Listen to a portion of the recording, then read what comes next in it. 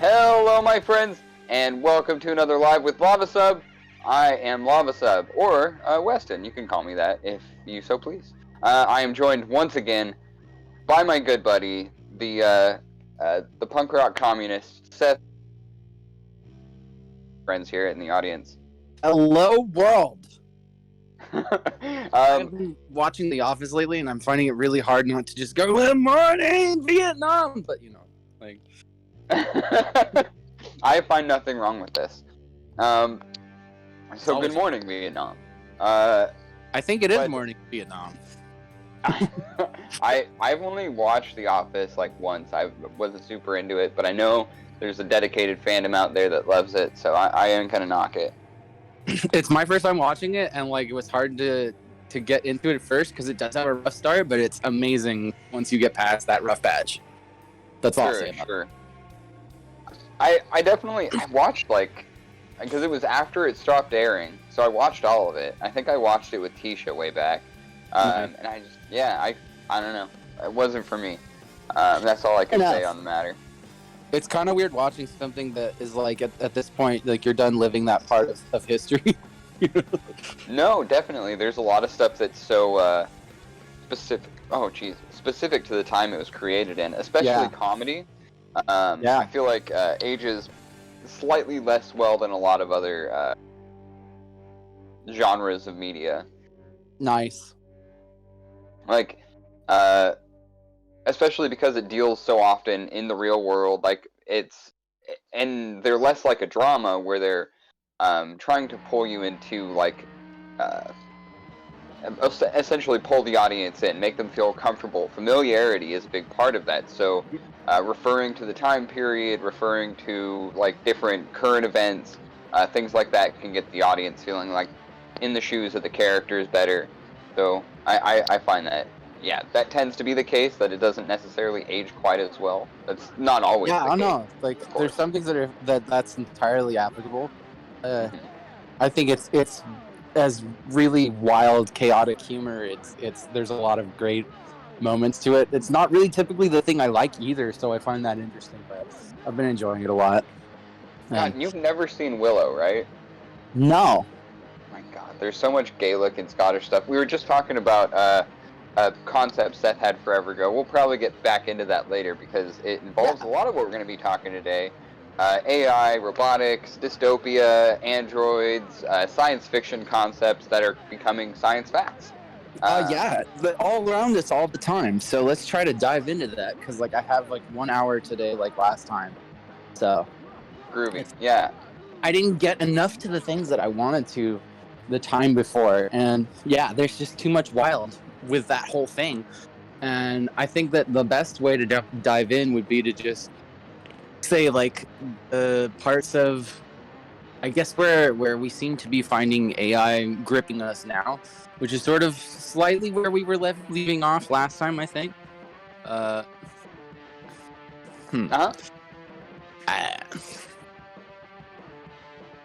think you're on the right track. Feel free, go ahead, spit. I'm here for it. Okay. Well, crap. I don't want to try to focus on exactly where we left off, but we were talking about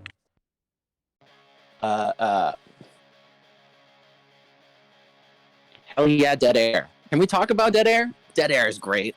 Everybody loves that. So entertaining. Edutainment on Dead Air.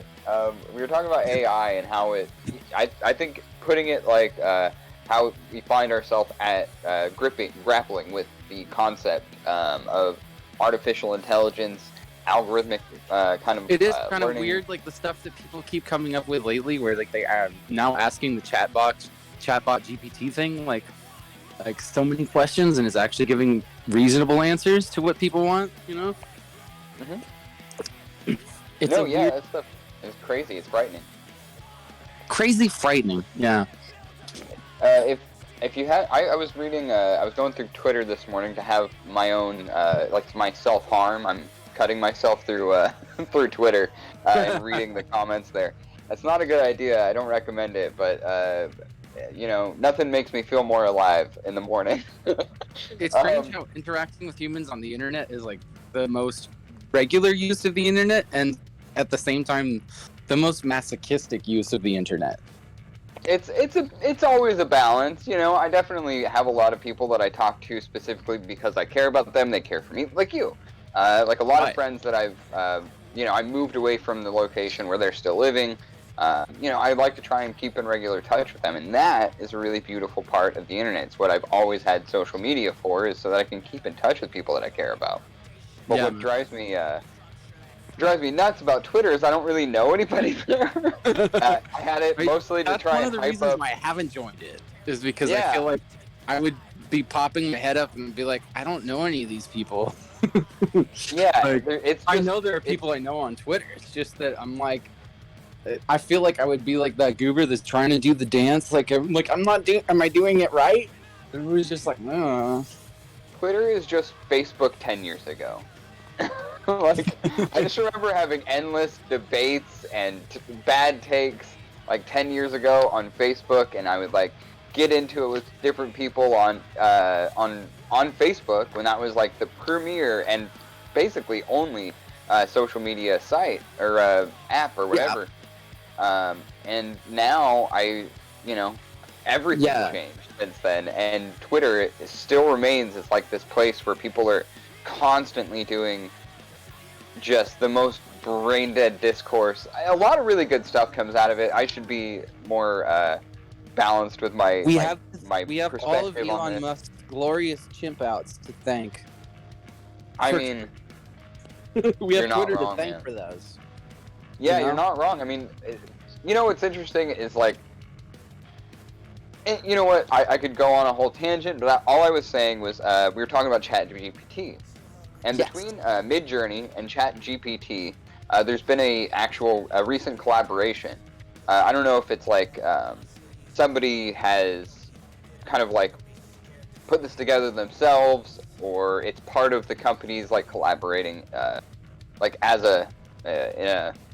in a corporate synergy kind of way, whatever you want to call it. Yeah. But ultimately, you can use ChatGPT to describe exactly what you want to Midjourney, and it will give Midjourney the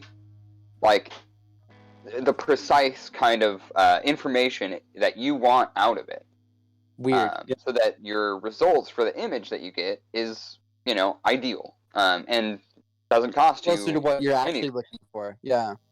So the big thing with this, why I can obviously see very clearly this is probably very likely already being used in a way that takes work away, genuine labor away from people working in the arts generally, is that this is think about storyboard artists. Right. And I could also storyboard artists. Oh yeah, if you're already on the same page, you get it exactly. Yeah, and I think even more so, people doing graphic design. Yeah. Totally. Exactly. Yeah.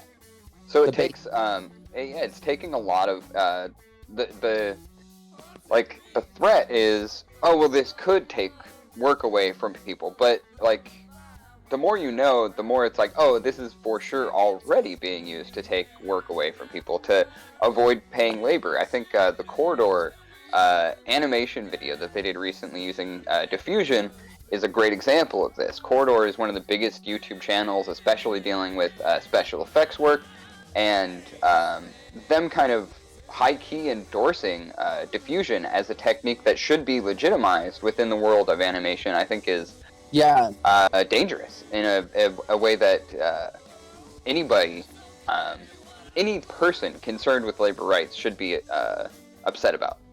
That makes a shit ton of sense.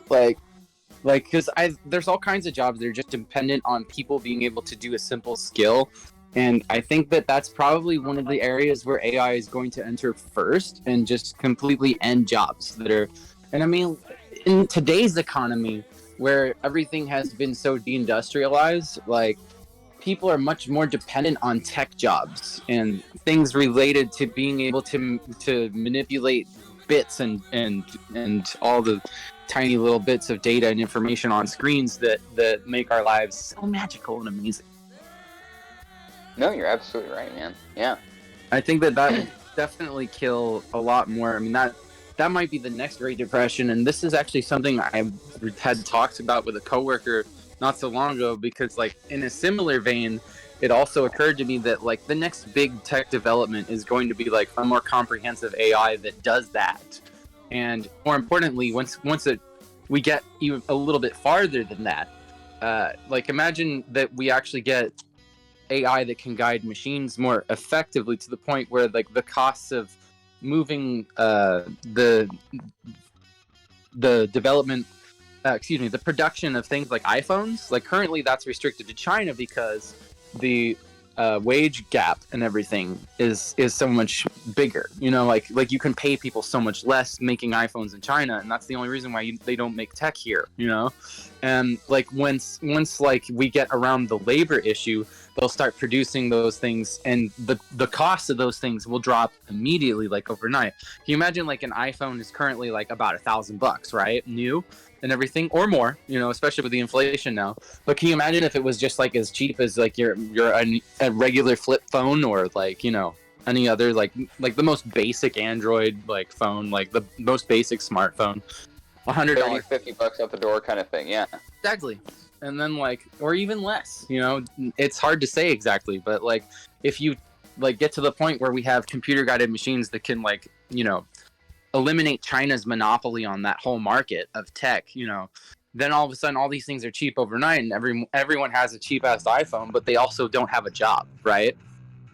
There's precisely, yeah, that is the issue, because what does it matter if prices are lower if still no one can afford anything because labor has basically left. You know, and especially considering that production will enter North America again, industry will enter North America again, but almost nobody will be employed doing it, you know? Sure, absolutely. A lot of those jobs could be automated fairly easily, even at this point with the limited information. Like the automotive industry has a lot of there's a lot of that's been going on for years too, decades even. Right. The first appearance of that, where like they actually had like robot arms like making cars, was like in the 80s, and like it was such a new thing that people were just like, this is the future, and it was like a long time before it really got more advanced. But we're at the point where it's like 10 or 20 years away from being exactly that situation, you know? Right, and the issue isn't necessarily the AI at all. It's not the fault of robotics or artificial intelligence or any of that. It's capitalism, and we both can see that. I mean, anyone can really, you know, most people will be able to see that. That if our needs were met, if American citizens had healthcare and access to housing and food that wasn't skyrocketing was provided. Right. You know, we would have a much different, we would be having a much different conversation about these kinds of things entering the workforce. Automation being a really great thing that could potentially benefit all of us, but oh man, like if we were all smart enough to be like, you know, we should just sort of make the things that we all need and just consume them, and like, you know, just sort of like manage things sensibly, make the things, and just like, you know, we could all like have wealth, right? And like, if you did that, it would just be like easy street for everybody. There's no question that we can easily do that. It's like we have all of these resources and stuff, which it's like it's strange to think that we could have easily been on a planet where we would never have even found coal, and we just wouldn't have had industry, and yet we find all of this, like these amazing things, like even more complex elements like gold, silver, platinum, and like we literally have all of these things where it's like, who knew like the cosmic wealth of stars exploding their guts into the cosmos, you know, like is all right here, you know. That's really the basis of it all, and yet we squander it in the dumbest of ways, obviously. But it would be so easy to do that, like nobody even knows how good life could be, and there's obviously a small set of interests that say, I really don't like that. I want more people to suffer, actually. And the weirdest part is, like, it's not even wealth that really explains it as much as, like, needing to have the power trip of being able to decide who gets to eat. Who deserves to live, yeah. That is a whole other conversation. I mean, I definitely feel it's integrated into this conversation, you know? I mean, it's... Oh, there's a relevancy there, for sure. Yeah. Because, like, that's actually a lot of the basis of the Tirnanog thing, is like, that whole story idea kind of starts with this point of people having, like, this struggle and trying to change it, and then, you know, the corporatocracy that it rules our world nearly, like, being edged out democratically and just deciding, hey, you know what? We really need to be, like, Manchurian candidating this thing in order to be okay. And then, like, from there, that things develop into that kind of really disgusting world where, you know, technology, man is the slave of technology. Oh, that also reminds me of the point where we also left off with last episode, where the idea for the movie where the robots really are our bosses. Sure, yeah. Good idea. No, absolutely. I think, I mean, especially, it's almost a part of the... So, for those of you...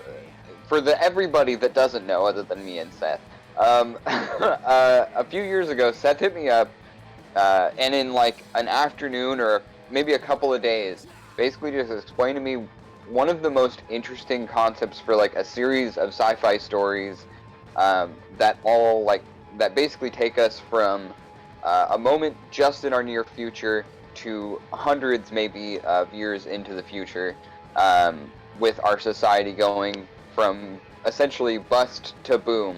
Right. You know, where most people end up subjugated and oppressed by these systems of power that ultimately are hijacked by artificial intelligence, which ultimately becomes turned into our favor, the human characters of the story. Yeah, and it flips a bitch on our whole way of life and everything, the way that any ordinary sense or even morality works, because you basically end up with such post-technological wonder that things get to the point where, you know, obviously we have AI, but we live in a world where we have both augmented reality and artificial intelligence. Like, we have artificial intelligence and biology merge into an augmented reality, more or less, and things basically end up being in a meat space, in both meat space and the matrix simultaneously, in strange ways, where you can just kind of change and decide how reality is organized and exists before you. And it opens up a lot of moral issues, because it's like, you have to decide. There's a lot of having an identity crisis that's wrapped up in that. And I came up with a different story that I actually recently shared with Weston, where basically the same thing happens, but it's a dystopian order that's even creepier than that. But all the same, like, if you end up, like, in a world where you can just decide how you look or how you exist in any kind of way, and you're not bound by reality's ordinary conventions and rules. You know, like, if you live in a simulation, for example, where where there are no physical laws or boundaries, cartoon physics apply. So death loses its meaning. You know, death itself as a concept loses meaning, and it's kind of hard to decide what you are at that point. It's also hard when simple ideas like murder seem to be bent, you know, like, if you can sort of decide what actual suffering and experience is, then, you know, a lot of how we perceive and enjoy things is sort of turned on its head. But I mean, I'm getting kind of lost and stuck in that side of it, that's sort of an even further out kind of an issue. No, it's an interesting space, because it's often a place that most like storytellers, writers, artists have trouble going, because it's such a open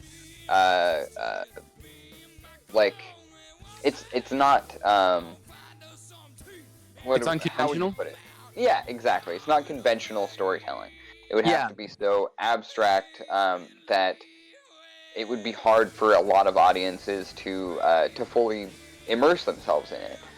Few writers were very comfortable with stream of consciousness, and like the part of the problem is there's also not like a human sensibility to it that really works, and for that reason don't get a lot of traction with readers either. Like James Joyce, for example, was incredibly brilliant, and he's been commented upon for years. He's been a treasure of academia, but like I think ordinary readership isn't really comfortable with that. So like in terms of and I think that sort of inevitably reaches that. I feel like if you're describing things without limits, there's almost a temptation or like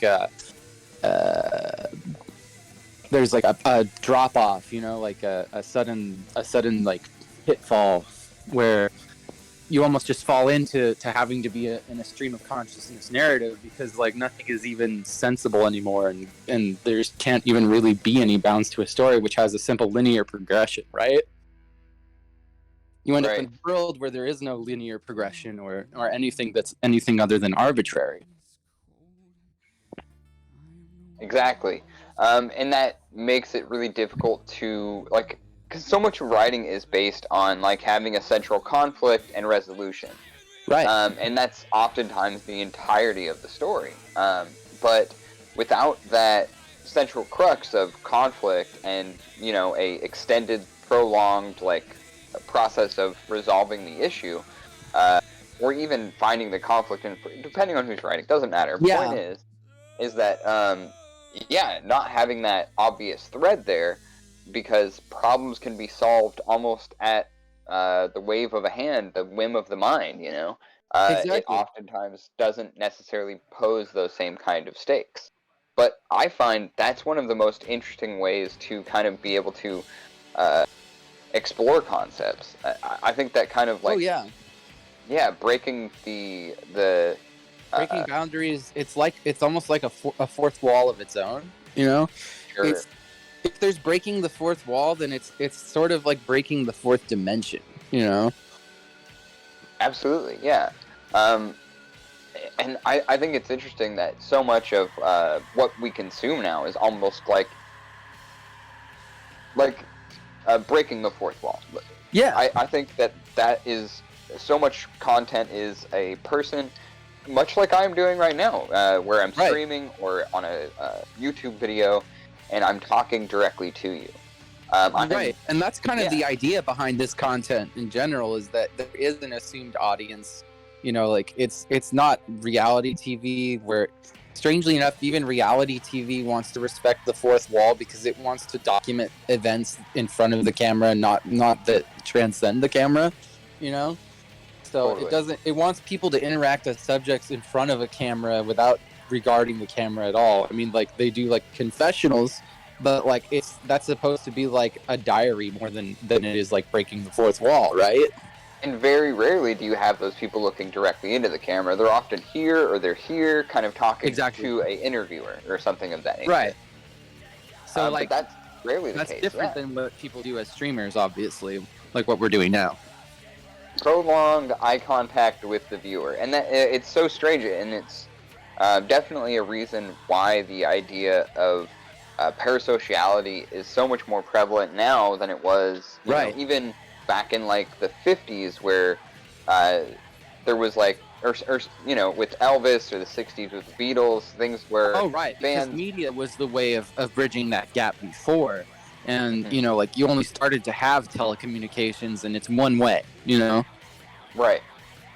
And very often, much you're further removed from the artist themselves than you were in those eras than you are now, where it's like we're talking directly to the audience, and there's definitely like we've heard no shortage of horror stories from people who make kind of this kind of content or whatever, about the perils of parasociality, the harm that it's brought people from doxing to swatting. Or the risks, to... the increased risk in people's lives that practice this, Right. I think we even talked a little bit last time about the deepfake porn that was being made of like streamers we and talked off camera, but yeah, we it's talked a really. about that. I think that's actually an interesting segue back into where we were going, because it's very clear that there's a resistance to having the ethical moral conversation kind of within our society about what is going to happen in the next year to 10 years with robotics, artificial intelligence, and things of that nature, just because it's already affecting us. It's already working its way into our society, and without that conversation going on very openly, very often, and ideally making its way into the lawmaking process of this country, and hopefully starting some kind of regulation on it, we're only going to have more and more harmful results, both on both interpersonally and as far as labor concerns are as well. Social concerns, and it's interesting that you bring this up, because this is something I've thought about a lot, off and on, and mused to people personally, where I feel like we just have this weird playland, this virtual playland that is the internet, and it's only going to expand over time thanks to AI, and like we're going to be getting a virtual reality, and I think that you need an AI assist in order for that to like get more advanced and go farther. And I think that it's just something we don't even regulate. Like, it's already a huge risk for children, especially, I think, where you just have children that are on the internet, and a lot of it is like there are like things to like prevent children from being exposed to like extreme content and stuff, but like it doesn't work that well, like most people get around it, or there's still stuff that gets through accidentally. And like there's also been a lot that you probably know about, like the weird AI generated content that's been for the YouTube Kids stuff that was like actually just like incredibly outlandish and creepy, and like why would you show that to a child stuff, and it's like, who's even doing this? And like you get stuff that's like restricted by YouTube all the time, and yet this stuff just keeps like floating to children. Like, I'm sure most of it isn't being seen, but it's like you just have this stuff that's being put out with the hopes of getting views and stuff, and it's like it's not even being carefully monitored, But beyond that, it's like I feel like there's the way that the internet primarily works towards sexualizing people in general. It's just like it's a ticking time bomb to think like what kind of harm it's putting into people's lives, and probably especially children. Totally. It's creepy and terrible. And it's just like it's probably a predator's greatest wet dream to like think of like how easily it might be to like manipulate children just by stalking them online, and then finding ways to get into their lives, like to just communicate with them, and then mislead them to do things, like they wouldn't even have to like meet up with them or anything, just lead misguided children to do creepy stuff that they don't even realize that probably seems innocuous to them, but is actually incredibly awful. I mean, you're describing Andrew Tate, you're describing Ben Shapiro, you're describing Jordan Peterson. They already exist, and it's already happening, and they don't need to use any AI to do it. No, but by propagating the message and getting around the rules and stuff, or working within like what is technically illicit, Yeah, this even goes back further. I remember in like the early 2000s, I was in a Barnes & Noble and was walking around the kids section, and it made me so angry. I can't tell you exactly what happened after this, but basically I walked into the kids section and saw a bunch of Rush Limbaugh kids books, historical fiction that was basically just set in the colonies of the United States, that were all just I mean, the most fiction you could get out of historical fiction. That sounds It was very upsetting to see that this existed. And it's not uncommon. In fact, PragerU has a kids channel that I think is a direct descendant of this.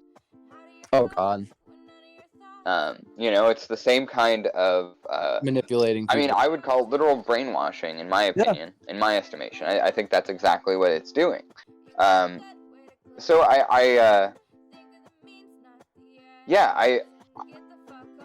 I can't even imagine how it could get worse. But because like what I'm and that's, I talking guess, about the is scariest like part even worse about what than could be happening. Yeah. Yeah. Exactly. It's the scariest part about what could be happening with this kind of technology, unregulated, and especially within the society that we are currently existing under, that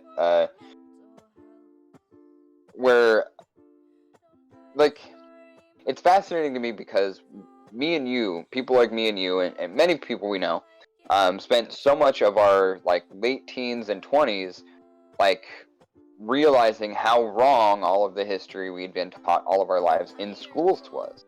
Right. And now that... like, thinking about what a better world means and like what we need to be resisting in our current world. And where are we getting this information? Free PDFs on the internet.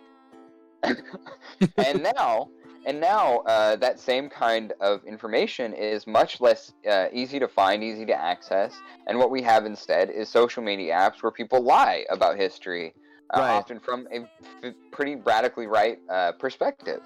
So it's upsetting to me that this information that basically saved me from being a much, much worse version of myself is being eroded, kept, while fucking Joe Rogan has one of the best, the highest paid podcasts on the planet right now.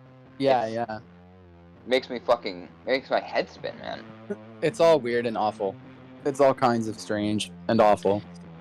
Yeah, and that's why I think regulation needs to hit the lawmakers' desks in the next 6 months, year, max. Yeah. No, I mean, like, so we have some kind of ratcheting there's back a lot on of this. neglect with that going on, for sure. It doesn't seem, to me, from my perspective right now, it doesn't necessarily seem that realistic to hope for. No, it's not, because we're already behind, and it should have already happened by now, right? And, like, there were a lot of weird things, like, about people, scientists, all kinds of different scientists coming forward. I think there was even, like, a letter signed to Congress and stuff saying, like, we should really, like, make regulations for AI now before like we let, and that's not what we're talking about now, but like it is related to the whole, like, I mean, the same way that they're talking about regulating AI, it's like it's also kind of packaged with that, is like we should be regulating internet and consumption use and things like that. And absolutely, I mean, we're coming to the point where like, I mean, can you imagine where once we actually do have virtual reality and people can like interact with virtual avatars that are almost as lifelike and soon enough to be indistinguishable from reality, and then like you could have like all kinds of people that interact with people of whatever age, and are doing so anonymously and basically hiding and have like the perfect disguise, right? I mean, like, and here we have no shortage of superpowered examples. VPNs and stuff to interact and like have sex with children virtually, and like be like, well, there's no crime because it didn't happen in real life. Exactly.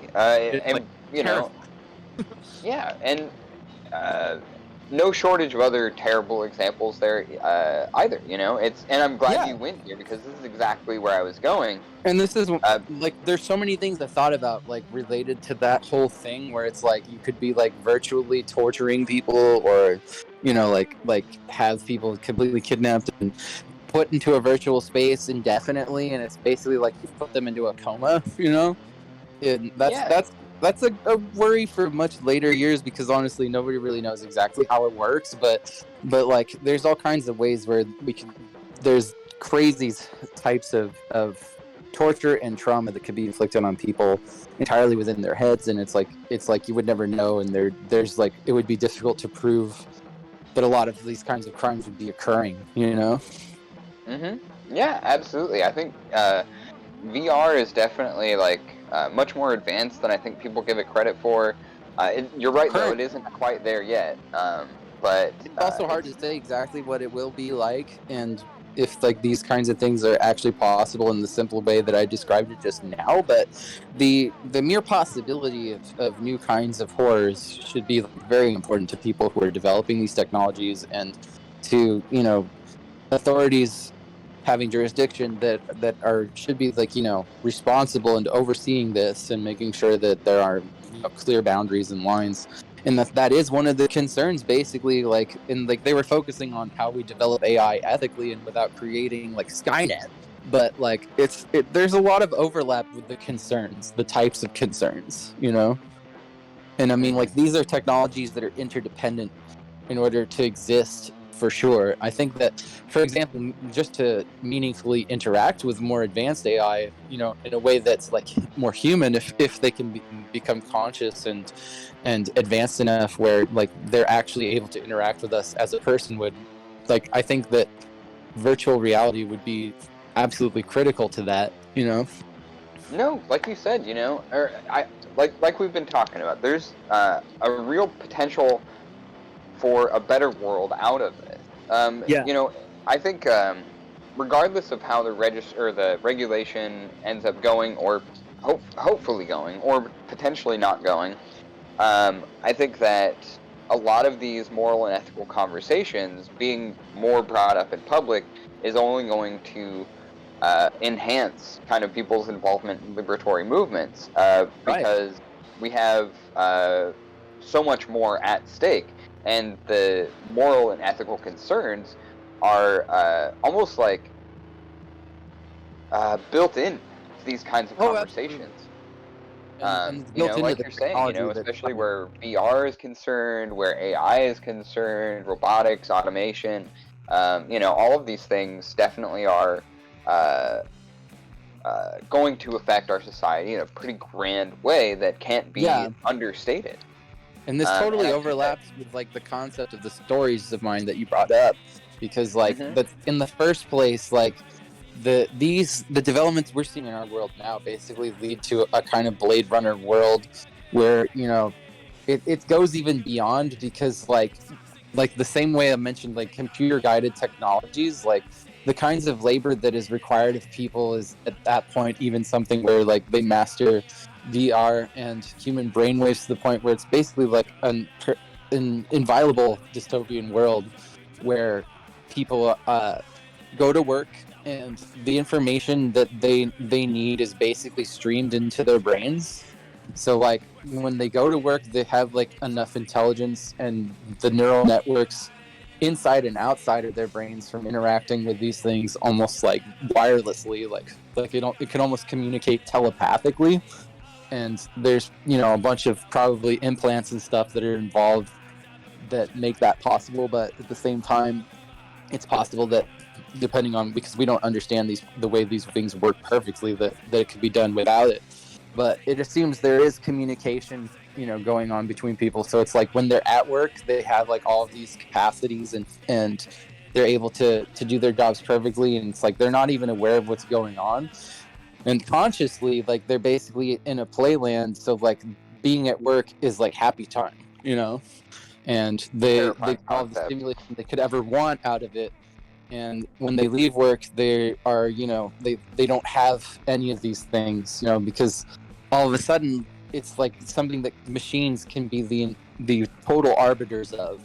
So like education doesn't even exist, you know. People leave work and it's almost like they're like the base proles of 1984 that are like, you know, drunk and stupid and have no sense of themselves, or, you know, none of this matters to society anymore, because like all they're needed for is literal labor power, like their bodies that can do things that machines can't do perfectly, you know. And even then machines are guiding them, you know. Right. Enhancing them, right? Exactly. There's like this Yeah. whole enhanced human use, and it's like you're basically like a meat machine, you know. Mm-hmm. It's like for the kinds of articulations and processes that are more difficult for machines to do, or to have enough consciousness to do. But that, you know, like there's all kinds of like skills and information and limitations that prevent people from like wasting time or being less productive and stuff like that. I feel like some kind of death machine with skin and muscles and a heart that pumps my blood. Yeah, exactly. It's weird, right? It's terrifying to even think of a world like that, but it seems almost too easily true, you know? Mm-hmm. And that's kind of like the premise of like the first story arc, because like, well, the very first story arc is basically like Bernie Sanders becomes like not actual Bernie Sanders, but like a Bernie Sanders president gets elected, and despite like our corporate machinery trying to stop it with all its might, it still somehow succeeds and almost ends with like, you know, an actual working people's movement that commits a revolution. But like, since it proceeds to the point where they actually put somebody in charge, they decide to intervene and create a Manchurian candidate with the first forms of this technology, more or less. Mm-hmm. And not by like controlling him, but by replacing him with like a perfect android that has way more skills and knowledge, but that is completely beholden to their interests. And then it's assumed by the next story where this kind of world actually takes shape that, you know, many generations later, this is where this technology leads, you know? Right.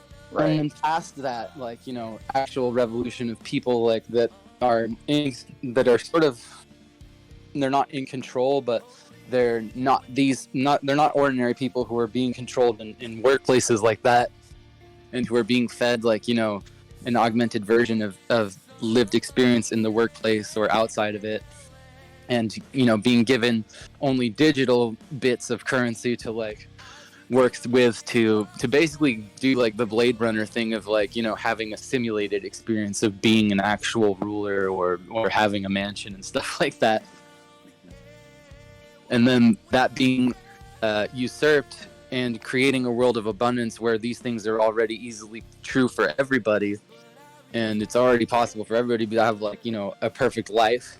And that's sort of where the Tunanog part comes in, because at that point we're no longer like limiting life in order to benefit some obscure elite, but we're expanding everything and applying it so that people don't live simple, short lives, but have, you know, whatever kind of life they want. At which point people basically decide, well, I'm not going to die if I don't have to. Right. And self-determination in a very fantastic way. Yeah, but like that's kind of where all of the weird things come in too, where you get more moral quandaries. You keep opening another Pandora's box, because it's like people don't have to die, people don't have to live reality as it, you know, is determined for them or just exists in front of them. And it's like, who am I really if I don't have to be who I'm you know, born? Right. Yeah, I their identity and their appearance and everything about their lives at the drop of a hat, you know? Right. There's a very real potential for you to when all, like we were saying earlier, when all conflict is off the table, things are easily solvable and fixed.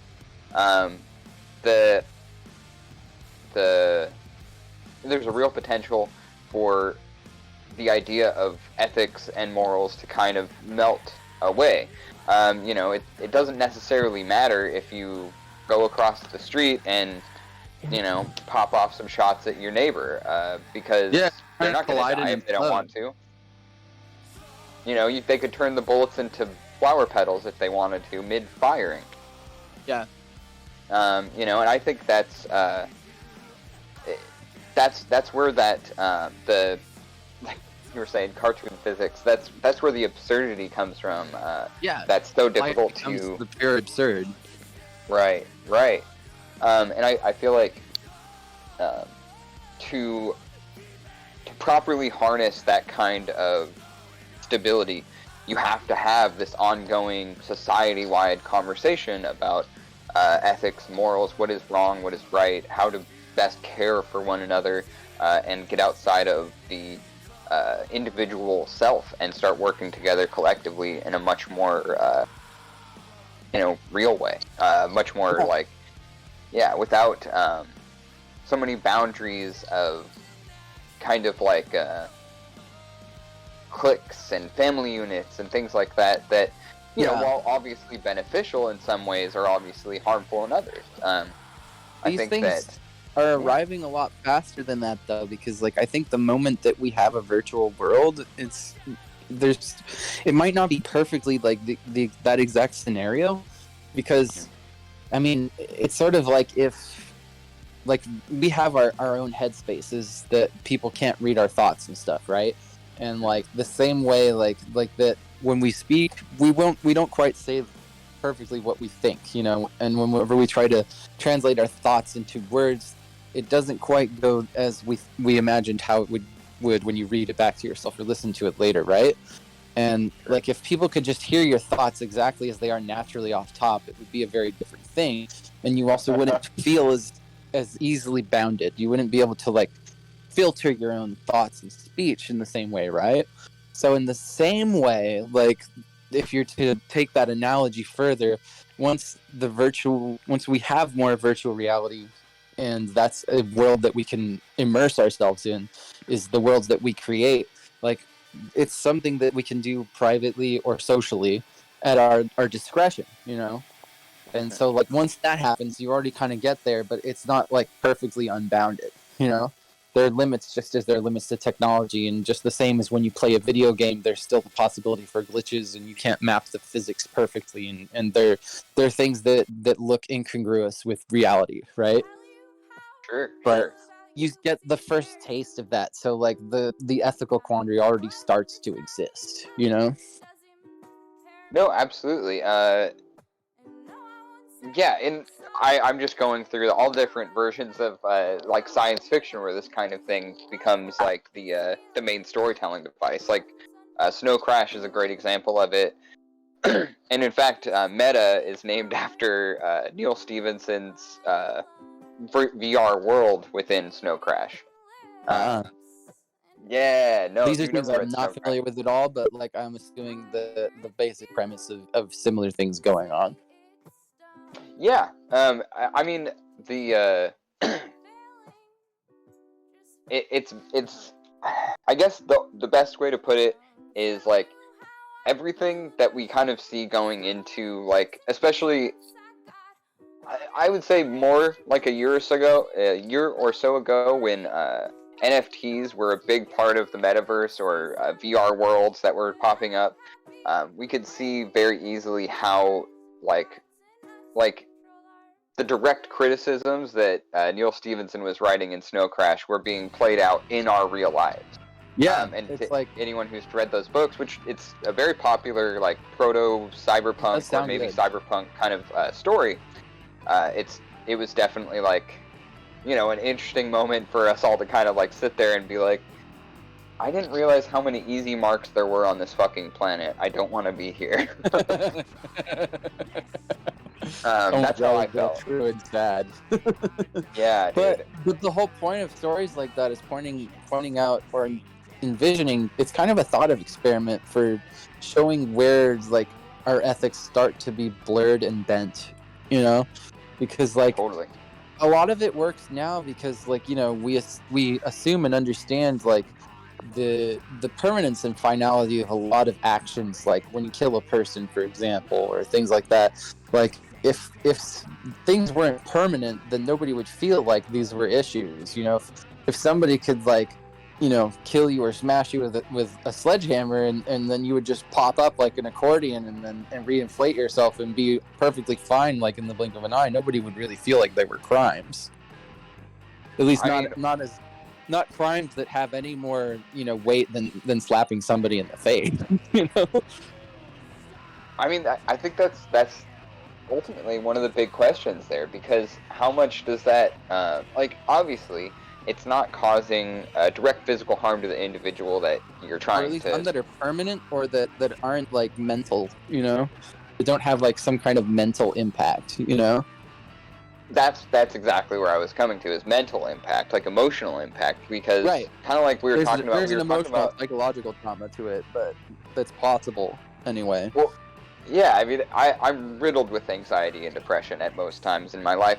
So this is something I was talking about with Sam right before we started stream. It's like I get unreasonably, irrationally angry when I see people, especially full-grown adults, riding their bicycles on the sidewalk. Why? Mm. Because it's a direct threat to myself, who's walking down the street with them, or other, especially the rest of the community, some of which are actually sleeping on those sidewalks, and how that can be, irresponsible. At its best. Reckless endangerment is the word, right? Yeah. Right. And does that ever happen? Do I ever get hit by a bike? I don't think I've ever actually gotten hit by somebody on a bike, even when we're on a small sidewalk together. But the risk is there, and things do happen to people in real life like that sometimes. Exactly. Yeah, and it's not like you would just bounce off of that person. But my point is that yeah, in that situation, I'm not being harmed, but emotionally, I'm kind of on edge before and after the event. So if someone came up to me with a sledgehammer and hit me with it, and I just accordioned, I would still be pretty upset that person decided to violate my peace of mind and my autonomy in that moment. And it might not have lethal consequences. But at the same time, yeah, exactly. Yeah. At the same time, though, nobody would say that was anything. But I mean, in a similar way, like the same way that there were like those women that went around and poured bleach on dudes' pants for manspreading on subways and stuff, like that wasn't like anything like lethal or life-threatening, but like, we should all think that was like way out of line and really terrible thing to do, like to a degree. I mean, I definitely get it, like especially like public transportation should be a safe and comfortable space for everybody, and in a lot of places where public transportation is kind of like has to be used and is used by everybody, Japan is an interesting example. Manspreading isn't a thing. Everybody is crammed together. So for places where effectively men are using their natural intimidation stats and shit like that to make sure that they have more space than other people, that's a violation of the public access to transportation. I feel like you have more space than you should be afforded, and for no reason. I would say that bleach is funny. It's not lethal. It's funny, but it is it's not necessarily the way that things should have to be dealt with. People should. But, I mean, assuming that we grant, that their cause was just, assuming that manspreading is dumb and people shouldn't do it, obviously, like, that's not how people should go about policing it. Yes. We're on the same page for sure. I think.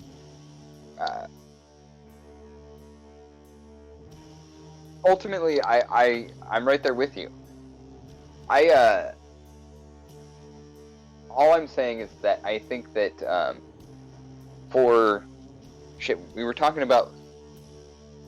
Well, that was just an example of like how that, like that's the kind of thing that could have like a huge psychological harm on somebody. Yeah. Right. And I mean, like, there's physical harm because, like, bleach is not, like, a good thing to put on your skin or to be in contact with for an extended period of time. And if somebody really pours bleach on your pants, you're not gonna be able to just take them off and go get yourself away from that bleach. You're gonna have to figure out a new pants situation first. I mean, it does dry pretty quickly. But yes, you have a solid point. No, but you have to. It does dry out your skin really badly and can cause a lot of irritation or potentially worse. It's caustic. Yeah, it's not like it's not the most burning thing, but it can still cause chemical burns. Yeah. Minor, but still, yes, absolutely. Yes. Like that's not something to like, you know, be flippant about or just, you know, casually pour onto somebody, you know. Yeah, and that's an individual action against another individual. It's not collective action of feminists working towards a better world. It's Totally. Disgruntlement. It's not the same thing as like we recently saw Posey Parker get covered in tomato soup, because she's a TERF that likes to associate herself with Proud Boys and Nazis. And the entire world exploded over it because, how could you put soup on a person? That's a violent crime. And no, it's not actually. It's like I wouldn't say that's action. the same thing. Like if somebody had poured chemicals or acid on her, like that would have been awful, right? But tomato soup, come on. Was it even hot? I don't even care if it was hot. It could have been scalding, and I wouldn't give a fuck. I have no feelings of any kind of concern for Posey Parker. I hope all the worst things for her. No, fair enough. Like, yeah, fair enough on that end, But I'm just talking about, if we're talking about what like reasonable limits should be, like with people trying to police, various acts or expressions, Right. Because coming back to like the idea of living in a cartoon universe, right? Yes. Where a place where consequences for things like that are much less intense. Yeah, like if there was no permanence to it, and I mean, like it's hard to say how psychology evolves from there too, because like if we lived in a world where we basically subverted the laws of physics, I think after a while those things would stop having the same psychological impact too, because people wouldn't be as scared by it,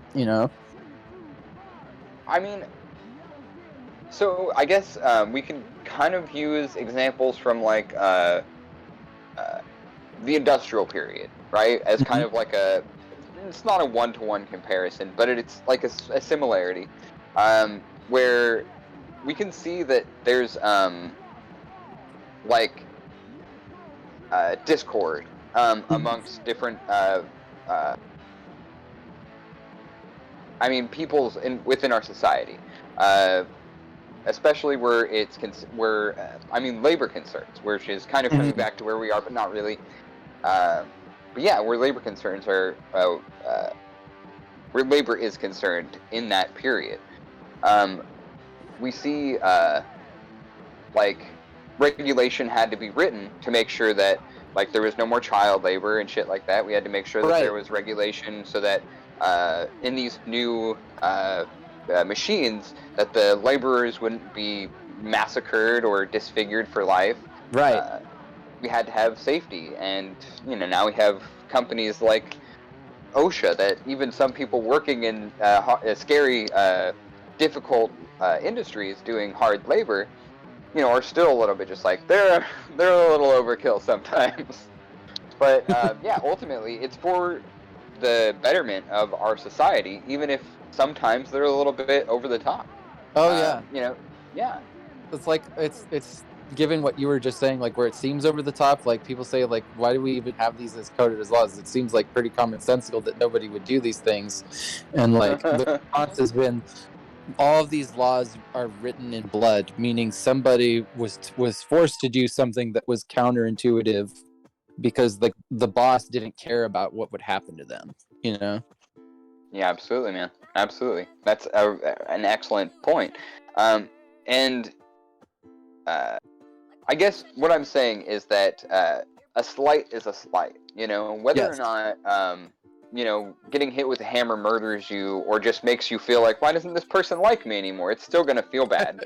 I mean, like just agrees. Obviously, I'm not by any stretch of the imagination saying that we might psychologically evolve to be completely desensitized to everything, because I mean, like, people are hurt by emotional forms of abuse that are explicitly like I won't be your friend anymore if you don't do X kind of things, Sure. Or yeah, and I think that is definitely going to be a factor regardless of how we conquer, if we conquer physics, Yeah, exactly. Like in fact, that is coming back to what I was saying earlier, this is exactly why ongoing, prolonged, maybe never-ending discourse we have society-wide about the morals and ethics and courtesy and public safety. These things need to continue forward and always be a part of who we are as people.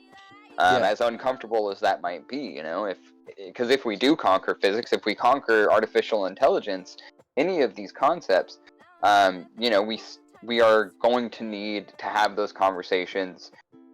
Yes. In an even more dire way than we're currently having them. Yeah, and like the sad, weird part is that people don't even see it coming. And I get that it's kind of nuanced. It's like kind of one of those things where people like me who are, like more inclined to think about these things and have more of a brain for it, who go like, whoa, if we end up in this, like, doesn't that mean X? Like, like we're just like, what does it even mean if like, like people can start to argue that like, like one of the thought experiments I gave myself was thinking about in terms of like, what if a serial killer turns to creating virtual people and virtual scenarios in order to like get the same kind of jollies that they would get from killing like a real person and being able to enact their fantasies. And it's even better because they can control the conditions and circumstances perfectly so that like, the fantasy comes to life more completely and certainly and according to the way that they want it to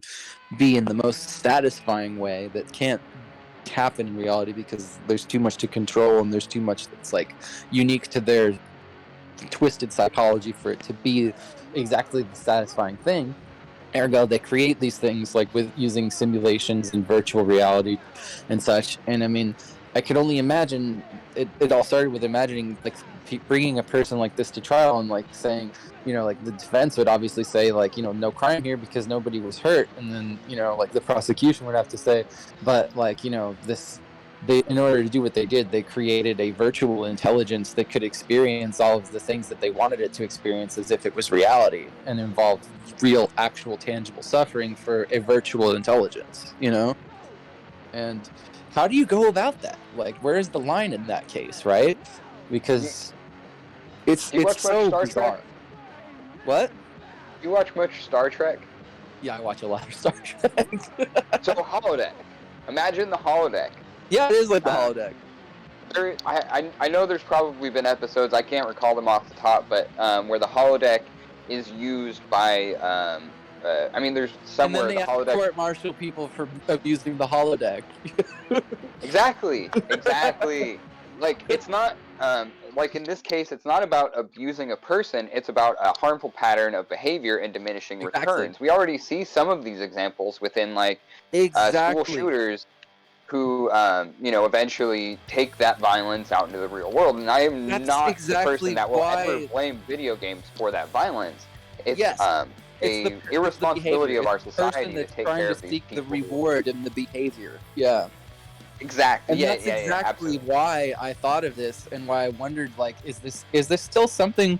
Because that's exactly the argument I would make, that a person who would use this kind of technology in order to like be able to do these kinds of things, like probably slips past over the edge, and goes, they become more and more unhinged because they're indulging what is pathological, and over time it's probably that they get too comfortable with it or that they do it too much. And in the same way that you see like frenzied killers that start to spiral, who are first organized and controlled, they spiral and become disorganized and they lose control, And in the same way, like somebody who does this would probably like, especially as the technology gets more perfect and, there's no way to distinguish whether you're in a simulated environment or the real one. Like at that point, it's not only that you can see that the consequences are different, but it's also that they, are much less likely to control themselves the way they should in an environment where the consequences are permanent, Mm-hmm. No, yeah. Fuck, man. Do you have to go? I know you only had about an hour with us. Yeah, I'm like probably at the line, but I'm just kind of waiting until I'm like running off the clock here. All right. I'll wait for Maggie to start giving you dagger eyes. We'll give you till then. The best part is that she's busy doing other things, and I'm actually been doing this alone. So hopefully, like this is gonna buy us more time, and we'll try to get as Yeah. But I did actually want to bring that up because, like, I know our time is short, and I actually wanted to mention something else. Yeah, hit me. Did I ever tell you about my idea for a dystopian-themed theme park? No, but I like it. Dystopia Land, the Tragic Kingdom. Huh. Now, give me some attractions. Come on. Oh man, the Soma funnel cakes are the best. Soma funnel cake. Do they have like sleeping pills in them? I mean, you eat them and you feel really good, so I don't know. Oh man. So just sugar as a downer. Okay. You know, man, I went to Dystopia Land expecting it to be terrifying and having to fight off people at every turn. But you know, like, I was surprised. I basically spent the whole time standing in line for funnel cakes. Damn. That's good, dude.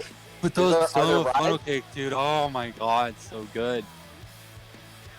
Soma funnel cake. So like, what's like a roller coaster there?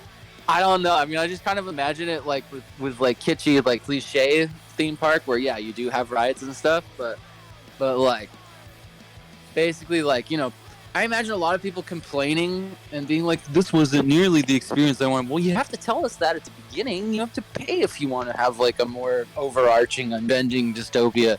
We can totally cater to what you want. It's just about your expectations, you know? If you came and you were like a law-abiding citizen, we can't exactly be faulted that we didn't need to correct you or put you into like confinement and re-education. Dude, you know what it's kind of giving me a vibe of is Horrorland, the Goosebumps book. Ah, shit, I don't remember that. That sounds vaguely... It's not important that you remember it. The only thing that I bring it up for is I played the video game, which is like a first-person point-and-click adventure from like the mid-90s, I think it came out. And me and Hayden played the ever-loving fuck out of this game. But basically, it's like if horror was, as a genre, was an amusement park, right? Yeah. So there's all kinds of attractions that are just like, well, that's just murder. You're just killing. That's just going to kill you. And like then, but like it's fun. It's like obviously it's supposed to be safe. And then the stories are all kind of about like the attractions coming to life or not behaving appropriately. Yeah, things like chimp out and glitch out, and it's almost like what we were talking about before with like murdering, like getting to murder in simulated environment where it's like safe and you can hide it or whatever, and except that it's like, you know, a mass multi-party online game. Oh yeah, I actually had a whole concept about this, probably very un-PC, because I had this sci-fi concept like 10 years ago.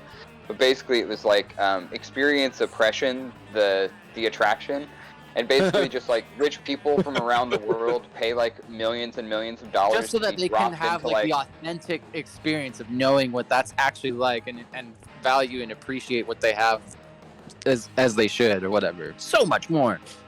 Right. Such a profound experience. Just like when astronauts went to the moon and were just like, you know, like I appreciate the human race and Earth so much more now.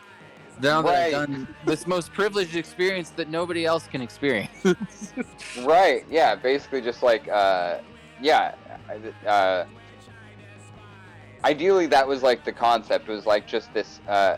It's more like you would expect them to come away with actual life lessons, but then they just tell their other rich friends about it, and everyone just kind of like does what Americans tend to do. Well, rich people tend to do all across the world, where, you know, they pretend they have experiences of oppression in their real lives when it's absolutely not. Dude. There's nothing like getting to humble brag about stuff you made up. Right! You know, okay, so maybe this is actually a decent concept I should go forward with. But I hadn't thought about it forever. But that's very basic to human experience. As somebody that is not inclined to be like that at all, I find it so bizarre and surprising that people make stuff up that is like so easy to disprove and just so improbable. Just improbable. Really? You did that? Because like you're not even like selfless enough. By far. I don't think they're listening. but a good What? friend of mine recently told me they were in Iraq and Afghanistan, and I know they weren't. Like, I know for a fact. I was just like, I'm not gonna argue with you right now because I don't think that's good for our relationship, but I know for a fact you're lying, and because you're drunk. So You're just totally rolling your eyes to yourself, of course, because you're just like. Oh, I made them feel bad, just passive aggressively. I was just like, yeah, man, I know a lot of people who died over there. It's pretty fucked up. I'm glad you're home safe. Oh my god. Like, honestly, I'm not the one that's gonna get concerned about stolen valor, regardless of the fact that, like, a bunch of my friends and my, family members have all served. I don't really give a shit about that. But the fact that people do it, it's so bizarre and screwed up for sure. Because you know like, why they're doing especially when it. it's obviously disprovable, man. Like, come on. Oh Like, god, yeah. Oh man, it's just you're a liar. You're just a bad liar. They're really bad, Don't yeah. lie to me. It's like, I'm pretty sure you can like look up people's enlistment and stuff, you know? I wouldn't know. But it wouldn't surprise me if you're. I'm talking out my ass here, but I really think that it's not so hard to figure out what people have actually done, you know? I'm looking it up right now. Just for the hell of it. Are military records public information? Yeah. You see? But only but only they're open to the public 62 years after they leave the military. Oh, okay. Well then, I mean, I guess it makes sense that you wouldn't just tell anyone because, like, they obviously don't want, like, it's probably for like their overseas operations so that like it can't be found out and stuff. But Oh sure. yeah, I do think that's funny though. 62 is such a specific number. It can't. I had it to is laugh a oddly little bit. specific, but it makes sense. Like, you definitely can't continue to be an enlisted person past that. Fair enough. Yeah, you probably die or retire. Yeah. Yeah, I mean, yeah. Yeah. Fuck, man.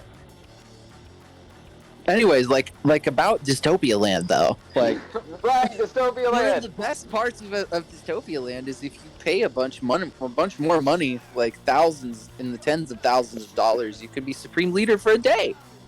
Oh my god. Dude, Elon Musk would just live there, bro.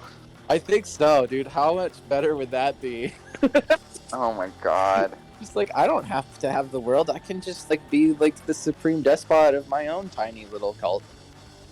Oh my god. And that reminds me of why I thought of this in the first place. Is like I was actually it's because I was thinking of Israeli kibbutzim because like they have like a very horizontal structure. It's incredibly democratic and like everybody, you know, is like very well taken care of. But like everybody kind of has to live like in a very like homogeneous sort of life, and it's a very homogeneous lifestyle. Like, even like there's a lot of dress that's restrictive and everybody basically has to have the same things, and it's Karl Marx actually criticizes what he terms no,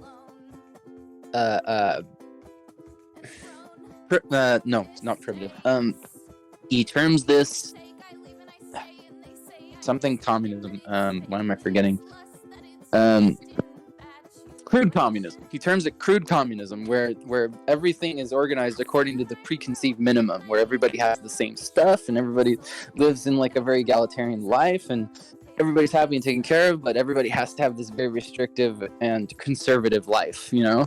And there's it's all based on a very he says it in terms of like everything is thought of in terms of the preconceived minimum, and it's envy exacted in another way, you know, is his way of saying it. And I thought of this and I was just like, yeah, that's almost like doing like voluntary dystopia, you know, like wanting to create your voluntary dystopia where it's just like we all live in peace and harmony and it's all this terrifying unending nightmare, but we choose this. That's the point. We're more than you. It's what SocDems think communism is. Yeah, exactly. Yeah, exactly. It's absolutely a straw man of it, and it's not how it actually, like, an actual communist society would be. But in terms of like what you would have to do if you wanted to like have some ridiculous model in order to prove that it works, it's like Amish communism, you know?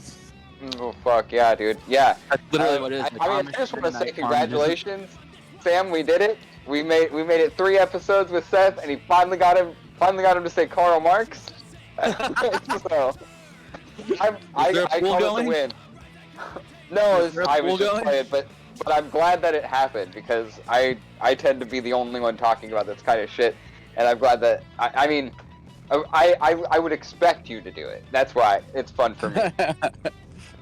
Well, I would try to talk about other things with the kind of stream that you do, like, but at the same time, you do talk about this stuff. So, like, I'm totally in there too. It's just like most of the times that I come onto the show, it's I have different motives.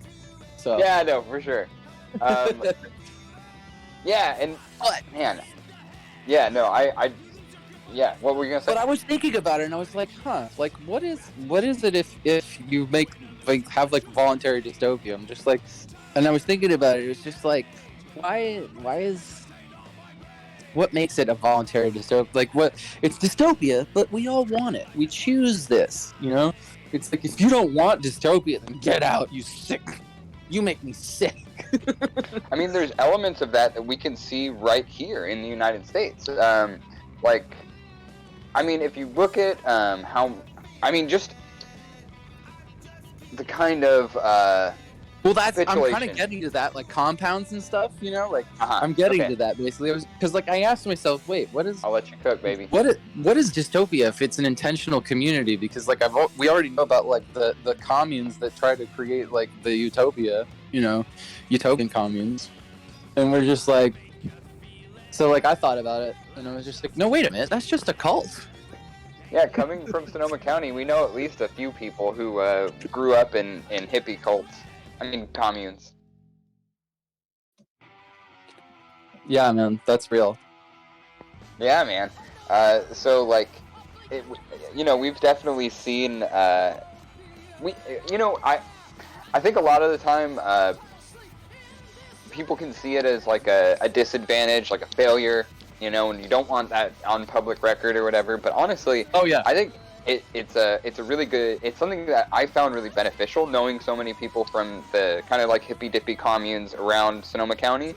Yeah.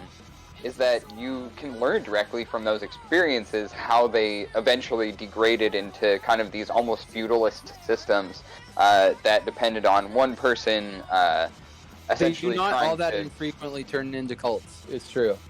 No, yeah, absolutely. That's how a lot of cults get started, and that's why a lot of cults are in that area too.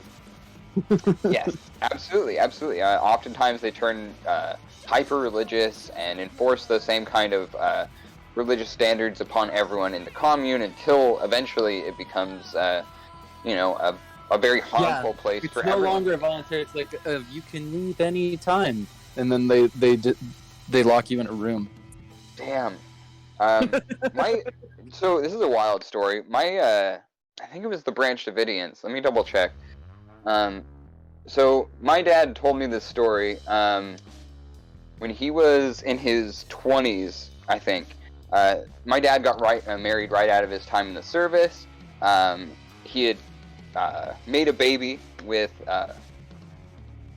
this lady who's a very nice lady. Her name's Kathy. She's wonderful, but she's not my mom. And had my sister Paula, and they were living in San Francisco during the late 60s, early 70s, right? So my dad was he was a narcotics enthusiast, as well as an alcoholic, and not exactly the best husband or father. So eventually, after a lot of trial, a lot of tribulation within the household, Kathy and my sister Paula left, right? They kept in touch with my dad through his mom, my beautiful, amazing Grandma Sophie, who's no longer with us, but is one of my favorite people I've ever met. Yeah, okay. I'm almost positive it was the Branch Davidians. So when my dad stops hearing about Weston, I'm Paula, afraid I have to get going. Oh, okay. I'm sorry to interrupt your story. No, I've been fighting off the inevitable for a little while. Actually, since No, you it's started cool. telling the story. It's cool. I was just gonna tell a fun story about how my dad kicked cult members down a flight of stairs, but we'll tell it another time. Oh man, I really want to hear it. I think you might have like hinted at the story before, but I've definitely anyway, told the story. It's one of my all-time favorite stories my dad told me, and he had a lot of really good ones. So I gotta go though. So, all this my has love been a to lot of Maggie. fun. Thank you so much for being here. Love you so much, buddy. We'll talk to you soon. Absolutely, love you guys, and next time. All right. Bye bye. And that was Seth Moore McDonald, one of my besties of all time. I love that man, and yeah, hopefully we'll have him on again very soon. Seth has talked to me about potentially being a more regular guest on here, and I think you can tell we have some rapport. So, first of all, I need to pee, so I'm going to take a quick break, and we're going to get into some drawing on a similar topic that me and Seth were just having. So, hang tight, and I'll be right back.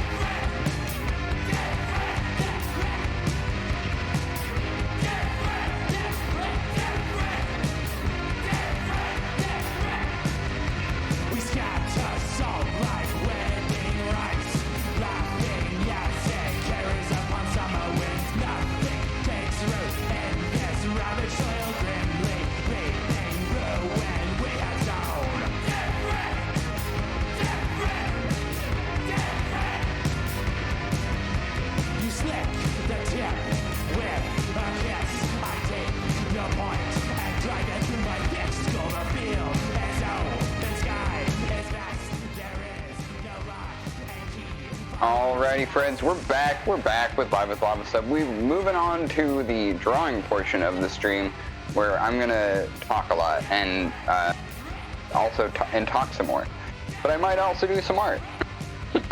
This is the piece I was working on last week. Oh, pardon me. And it is finished. I am done with this piece. I need to get an address so I can send it to the person who is receiving it. But the drawing is done. I just wanted to show you all of my hours of work that went into making this a reality. I think probably close to, like, I mean, basically start to finish, I would say over 40 hours of labor putting this thing together. Definitely put a lot of time and effort into this piece, and I'm very, very happy with it. Yeah, so I just wanted to share it with you almost primarily because initially this was going to be a fantasy piece. I've since deleted the frame that I explained a little bit as well last week, but initially I had them with elf ears, and the baseball bat used to be an axe, and everything was much more fantasy kind of like themed. I was going to put a dragon in the sky. But when I talked to, how do I put this? The people in this photo are getting married, probably any day now. It's the 28th, and they were getting married near the end of this month. I don't remember when. I don't think I was even told, frankly, but yeah, so they're getting married, and their friend, a person I've worked with, my buddy Jelaine, I worked with on the third lot, wanted me to do this portrait of them. When I showed her the fantasy concept, she was into the idea, but they're much more into like apocalyptic, dystopian kind of sci-fi and stuff in that kind of realm. Mad Max, Last of Us, things like that. So I just thought it was prudent because we were talking about dystopia not too long ago, and I think it's really interesting kind of how much of that kind of media is coming out so regularly, and I think it says a lot about the society we live in, that it's almost in some ways there is more control over your fate than there exists in our current system. I think that speaks for itself. I don't need to explain it. But I'm really proud of this image, and I feel like it's definitely that vibe of, it was what I was going for. It's these two are looking out at the edge of the world, you know, having escaped from the dangers of the city, of everything that would have happened post-society, the violence, the unknowable, really. That they finally made it to a place where they can determine for themselves their fate. And they're just looking out, maybe a couple of miles from their homestead, about to do some hunting for sustenance, maybe gathering water at the stream. There's a freedom to these kinds of depictions in media that we can see rather tragically that we don't have the kind of freedom to participate in the society we live in. Almost saying that the dystopia we live in is worse than any one we could create. Anyway.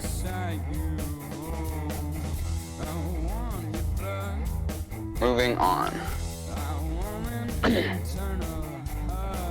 This I started 2 weeks ago with our last hangout session with Seth. And I needed I'm on draft 3 of this, I think. I'm finally getting used to looking at it. I'm enjoying this process, so I definitely haven't worked on this because I've been jamming on that portrait, on that project for my friend's friends.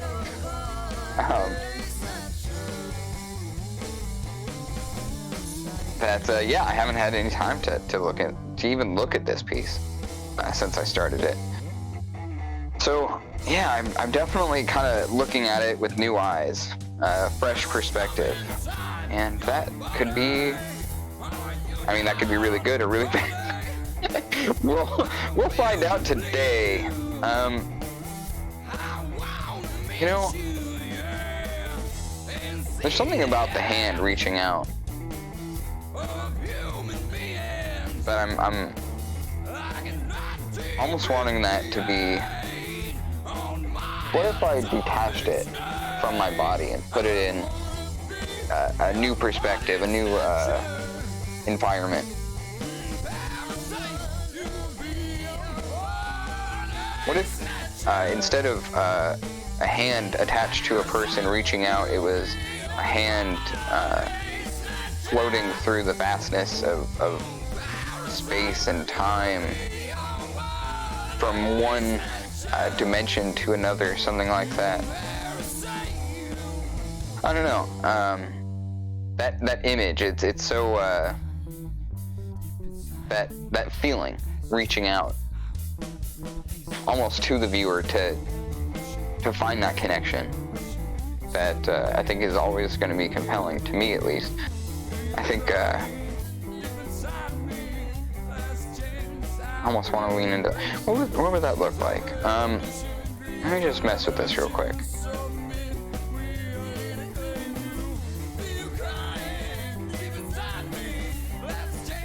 I'm grabbing my airbrush. I don't want to make any big lines. I'm going over the top of this. It's just a white.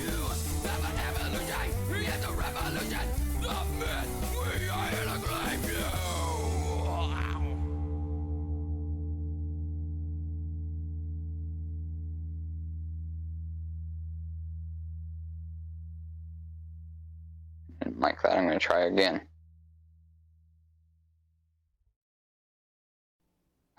Yeah, it's more, okay.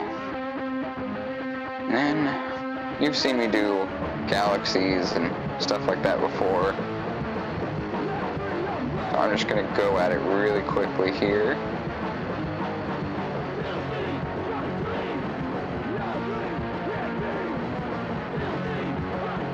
Again, this is just a rough draft. I've done it again! I didn't even realize I was doing it. I did it again. I'm starting over. No, I'm just exploring a new concept, a fresh concept with fresh eyes on this piece that I've already started, and I'm already kind of frustrated with. And I think that's actually good. I think that's good for your art. It's good for your mind. I value this in a way that's unironic and doesn't make me feel like I've wasted a bunch of time. No, seriously.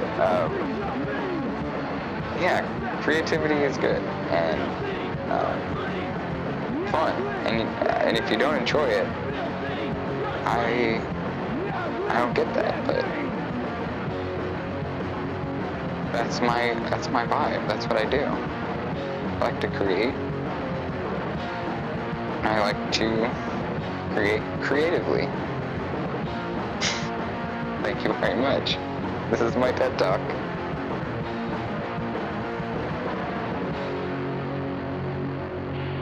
Okay. Oh, yeah.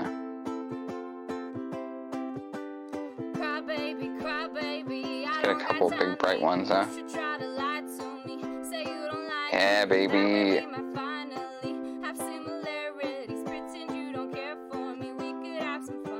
It's too much. I don't like that one.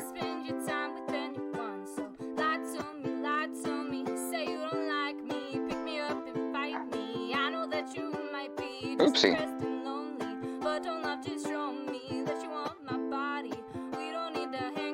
Okay. No, this is good. This is good.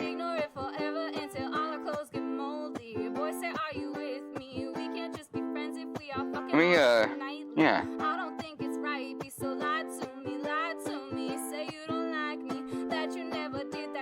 Okay, let's bring up that reference again. because we're gonna hit it with a hard layer.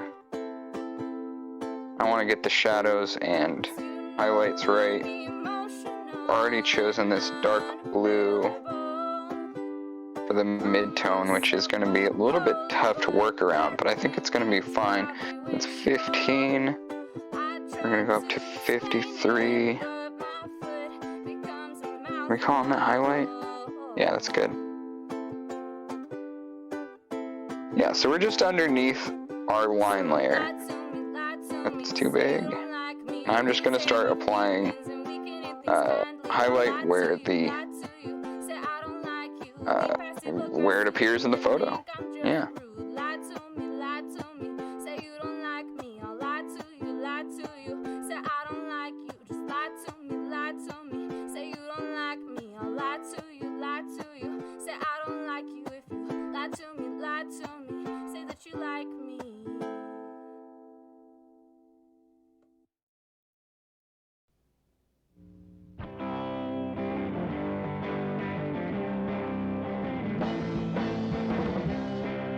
Then we're going to try and just on this same layer apply, because this blue is so dark, we're going to probably just go in with a nice hard black into the parts that are going to be in the deepest shadow.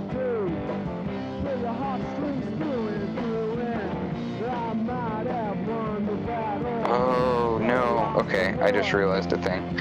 These are all segmented, so haven't exactly, okay, here's what we're going to do. We're gonna dupe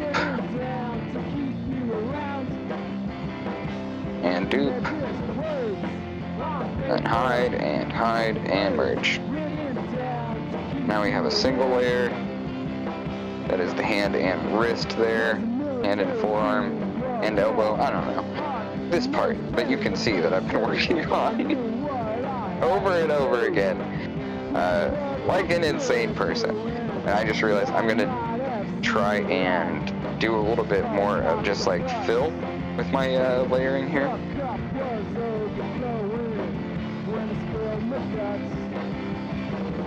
To differentiate the parts that are underneath the harder metal segments, because there's going to be highlight in both, but just trying to account for it and differentiate that to the viewer using color. So yeah, I'm gonna actually desaturate the blue and make it look a little bit more gray, kind of giving it a little bit more of a metallic feel maybe. I think it needs to be brighter though if it's gonna be desaturated. Yeah, yes, exactly this. Okay, on the right layer. We're actually going to unhide those two layers. I'm going to see what filling in here looks like.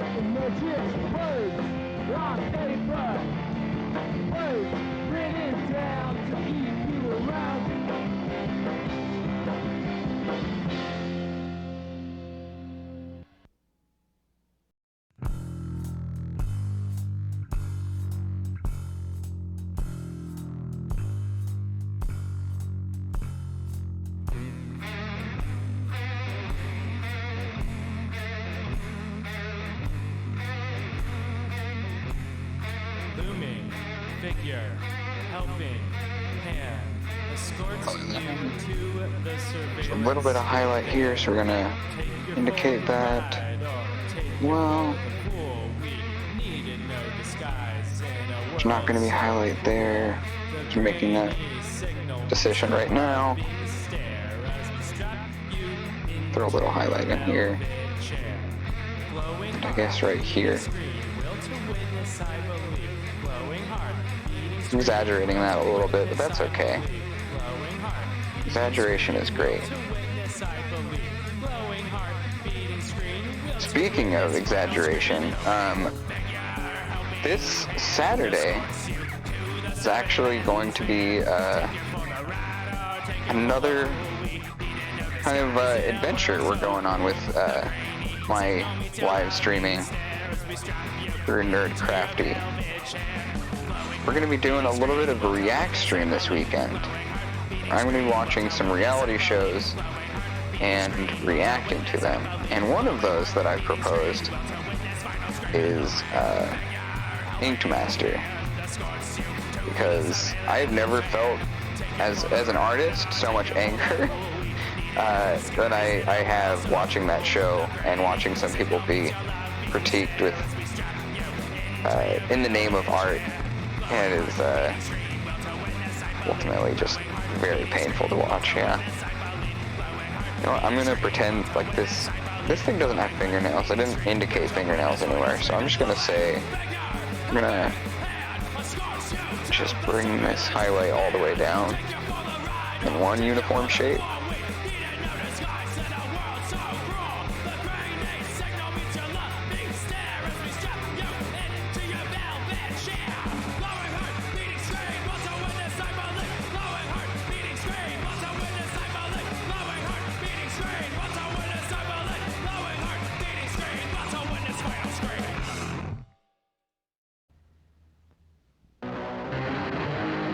Needs to be a more little hard line.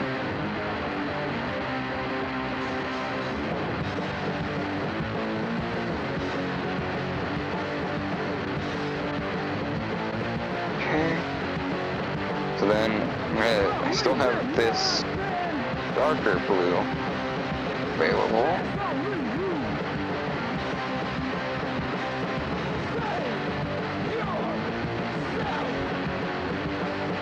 I'm just gonna put this color in all the I'm drawing. You just fill. And these are the parts that are shadowed. Oopsie. Where's that line break? Run down the line break real quick.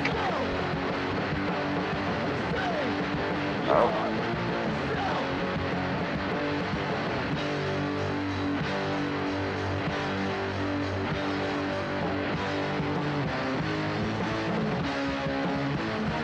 Nope.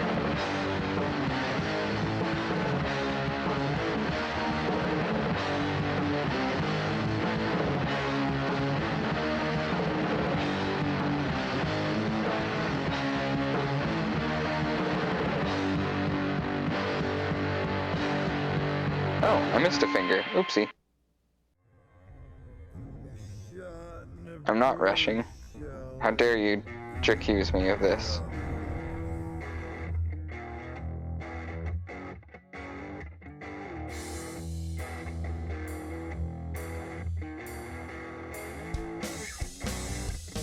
Okay, I think I can safely fill again. Yep, okay. And here, here, here, here, here. Oopsie. Come back to that one. And that one. We'll hunt down the line breaks later. I'm trying to get color in here so I can figure out if I'm doing this right or not. Or if I like this at the end of the day.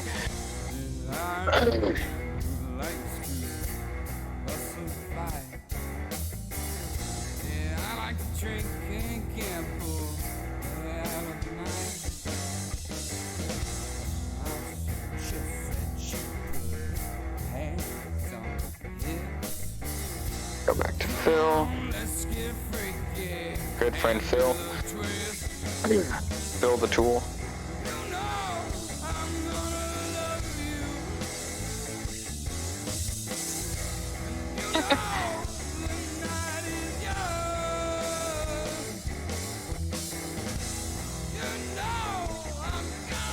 Yeah! That looks sick! Okay. Oh wait, I wanted the fill tool still.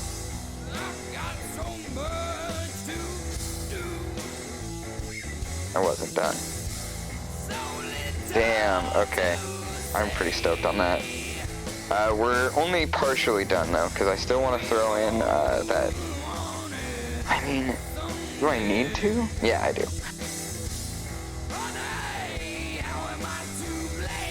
That under texture. So So, but we still want to use the reference layer to find the lines, the highlights in the part that the segmented metal is going over that I'm assuming is like some kind of rubber, something like that. Let's see, what's like,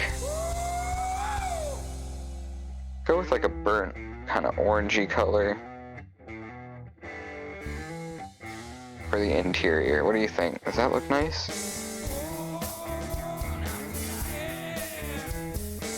Yeah. That's gonna be dope. So this is gonna be our highlight, I guess.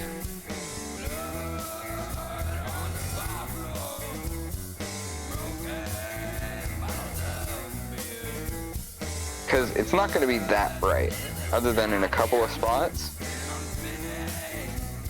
So I don't want to go overboard here.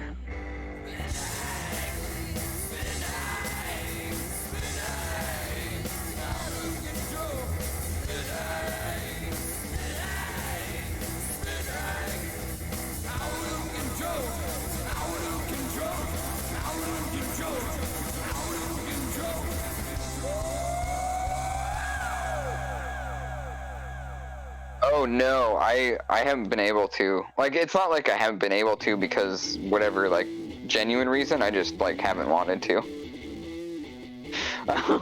I'm terrified they're gonna fuck this ending up. And I've already was kind of, like, disappointed with the last couple of episodes. So, what did you think, though?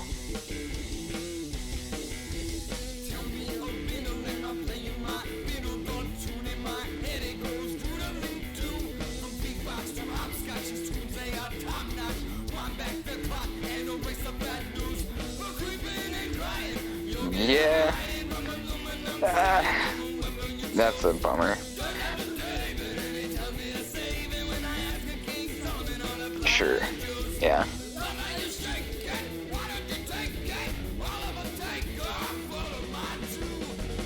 It had a lot of potential. That's all I know. Is like that show had a lot of potential to do some really cool stuff, and it did some cool stuff, but it also did some kind of bad stuff. And I think a lot of that you could chalk up to this being the end of a story that is kind of like premature. Like this story could have been taken on longer if Amazon didn't cancel it, but not much we can do about that now.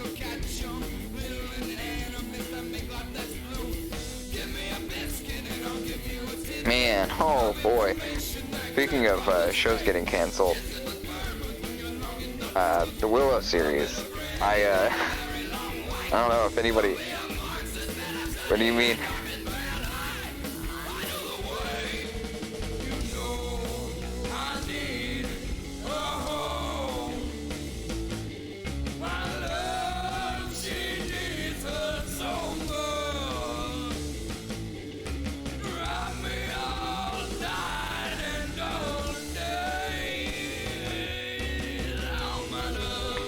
Yeah, I read Kasdan's whole explanation of the situation, and I gotta tell you that he does like a couple of pages about how this show's not canceled, and I just I don't know. I didn't read it as anything more than a hope. It didn't sound very convincing to me, I guess, is all I'm saying is that I would be very surprised if it gets picked up in the next even few years for more seasons. But I don't know, I could be wrong. It just sounded like a lot of yeah, I don't know. I guess it sounded a little delusional to me, and I think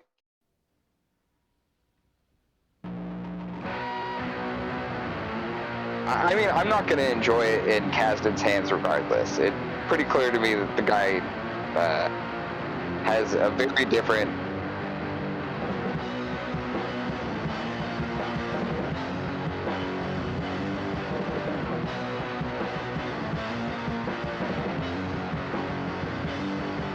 I'm just saying, it's the same kind of logic, like... So he uses the examples of things that, like, what was one of the, like, there was 5 years or 6 years between X season and Y season of Curb Your Enthusiasm. I mean, the reason Curb Your Enthusiasm came back was, by and large, because of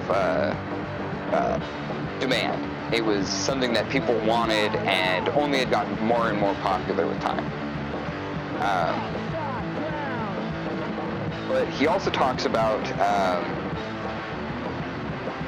how he doesn't necessarily think that any kind of like drive in the fan base at trying to do like large scale kind of like pressure to have more Willow, expressing their desire for more Willow, would not be effective. Which those two don't necessarily go hand in hand, in my estimation.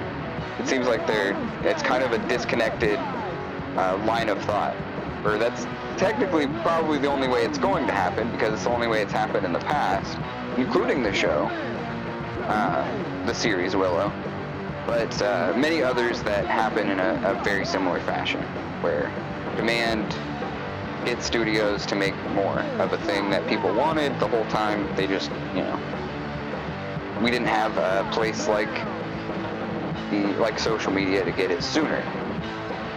And even with Willow,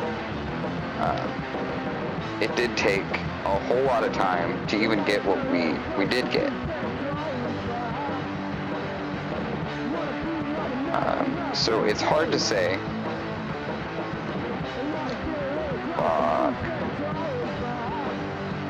Yeah, I guess it's just hard for me to say definitively.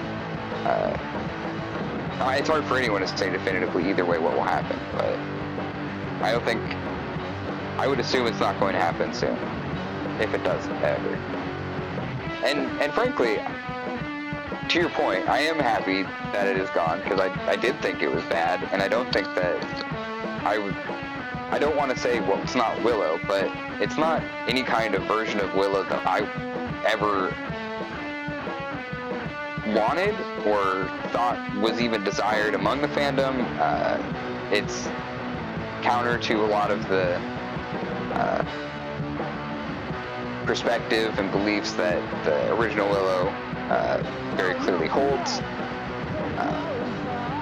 And yeah, I hope that somebody who like actually cares and is a better writer comes along and picks up a better team of writers, picks up Willow out of Kasdan's hands, because I don't think he really gets it. I don't think he really deserves it. And I think many people could do it much better. I mean, imagine Willow if it was in Guillermo del Toro's hands. I imagine he would do a lot of things differently. Probably much better. These, of course, are not the express views of Nerdcrafty as a whole, as we currently have our first season of Willow Watch wrapping up very soon. We have 2 episodes recorded and 1 more to go. Yep.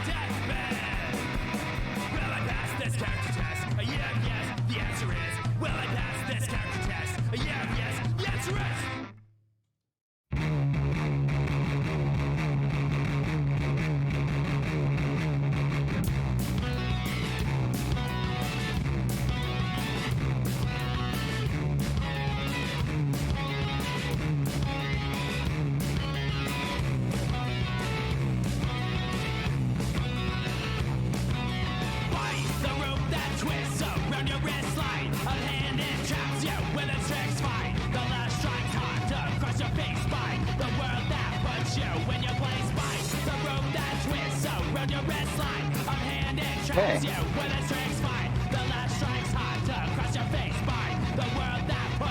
Might. Yeah. I'm gonna dupe these and I am gonna hide these.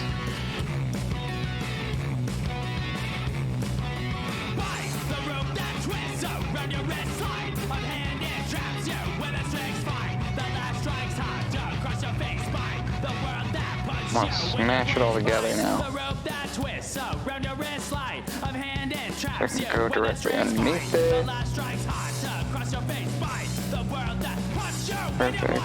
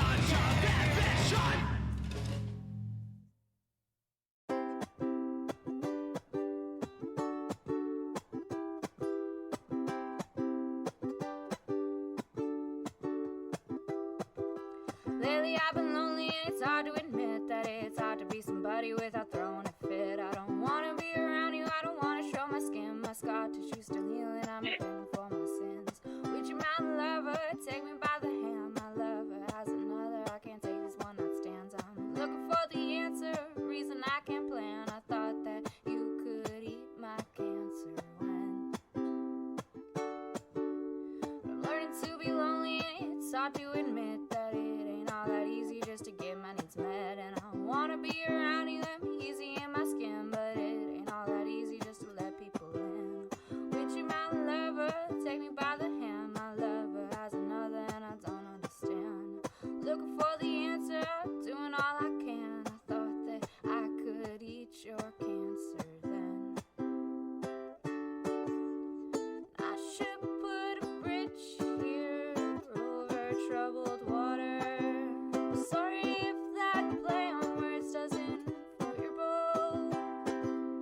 I don't know if it works anyway. Just like some things I dare not name.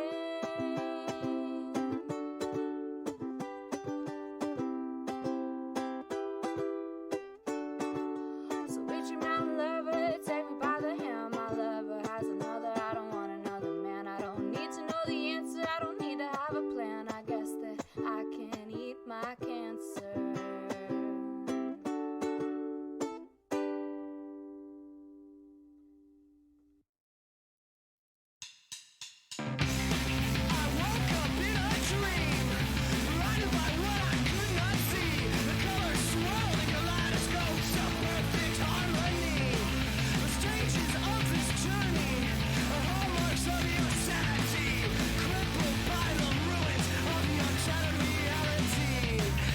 Trails off into the ether, and the hole that you dug gets deeper and deeper.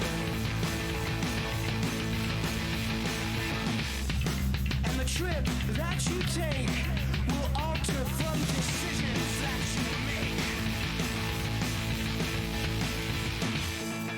One step will make a timeline that you can never break.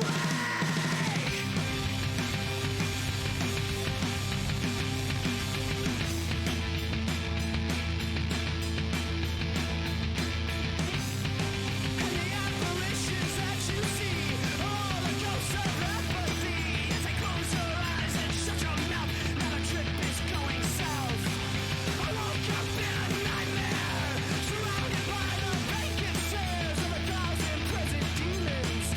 Surrogates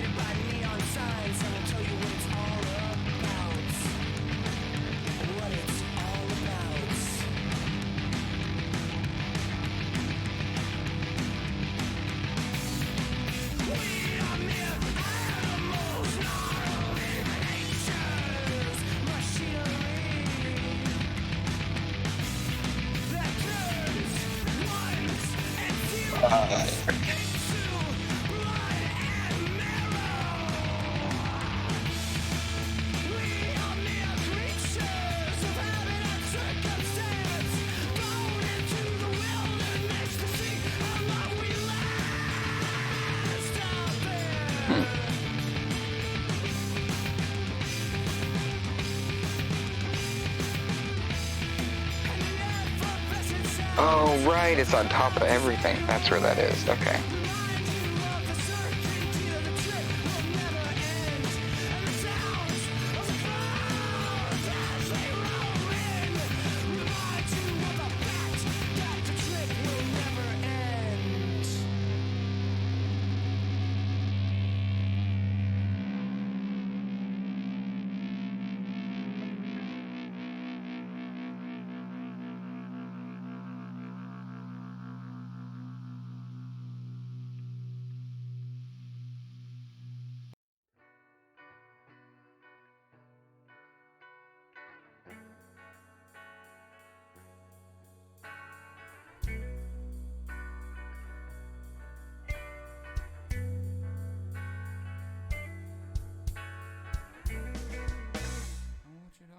Go down.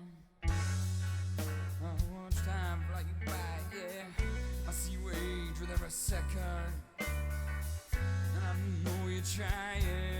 Oh, and isn't love enlighten me? Yeah. Spending your money on a lie. Please look in the mirror, girl. Please see the child I see. Yeah. Try to protect you once, many years before. You left me, babe, dead on the floor. Yeah, I see Daddy walking. Oh, Daddy so mean. You know that I'd kill him, girl, for selling your sex to these. Oh, You? Daddy so mean, and I wanna make no scene, but you know that Yeah. I kill him, girl, for selling your sex to these. Fuck. People always got to try and tell you who you are, but you don't gotta love them, baby. I mean, what's left to do? That's it. Damn. I threw that together in no time. Oh, you know what? I was gonna clean up, I remember. I'm gonna clean up the arm a little bit. Just push some of that texture out. Make it a little bit smoother.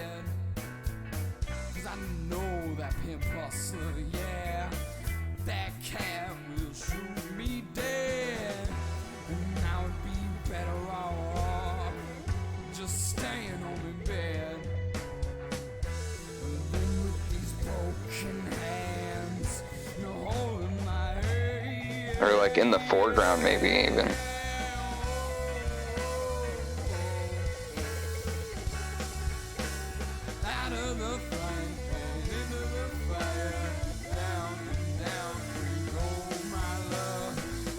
No, that's a good point.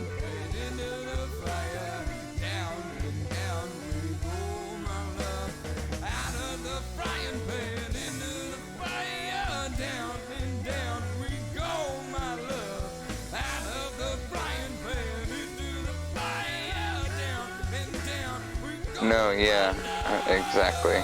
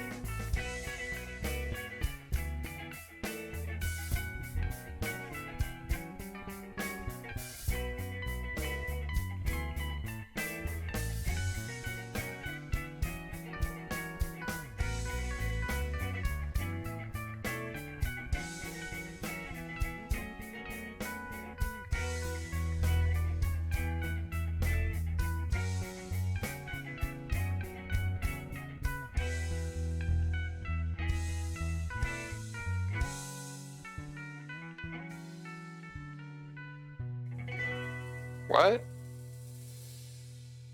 My program just crashed, sorry.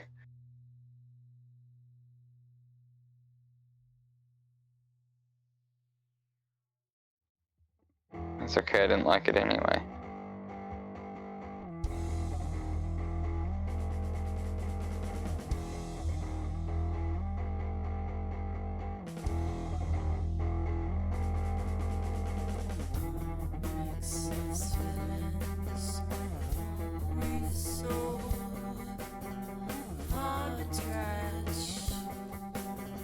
Oops.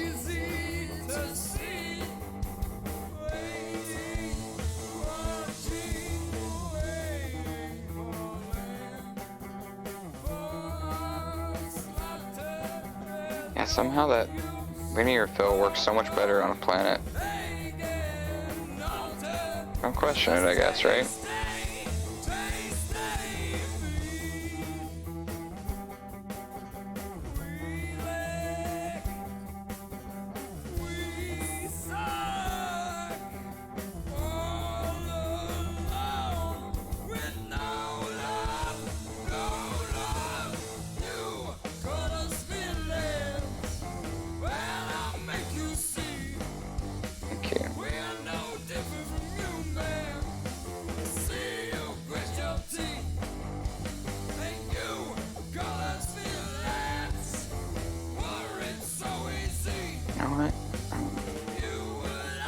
I thought the inconsistency would give it like an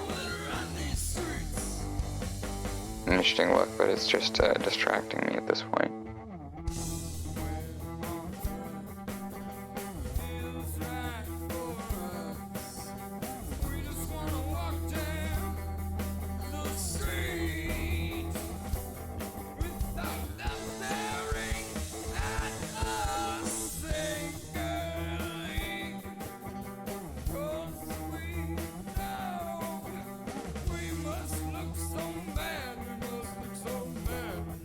And a Swiss cheesy? Yeah, that's what I was going for. Pull this thing back out. I'm gonna do the same thing, but with a nice hard color.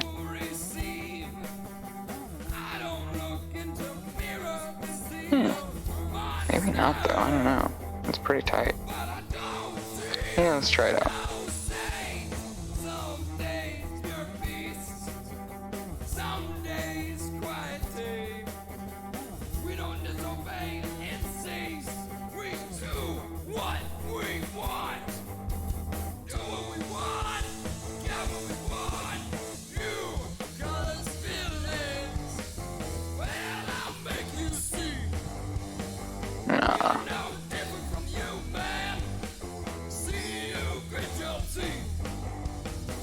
What do we want?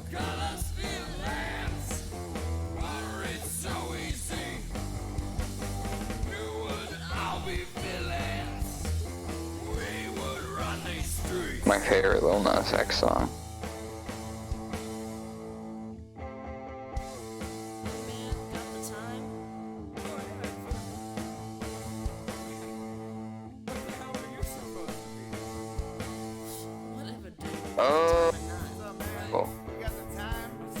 Oh, yeah.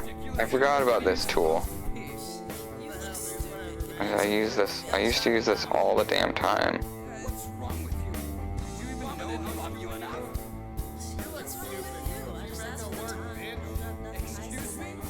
What's your problem, man? Mama didn't love you enough? Right.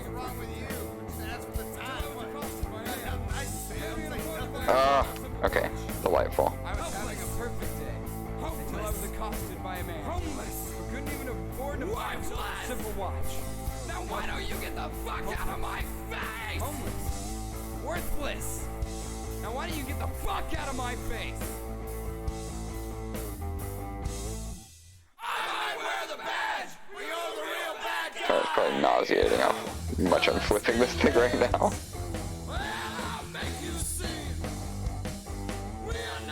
No.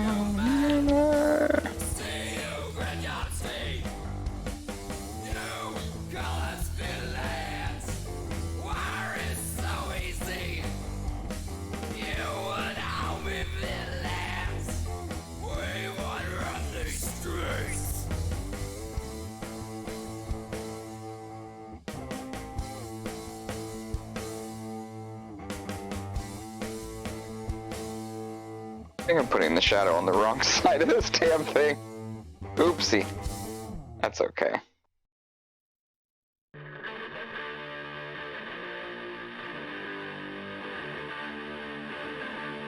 Yeah, that looks right. That looks right.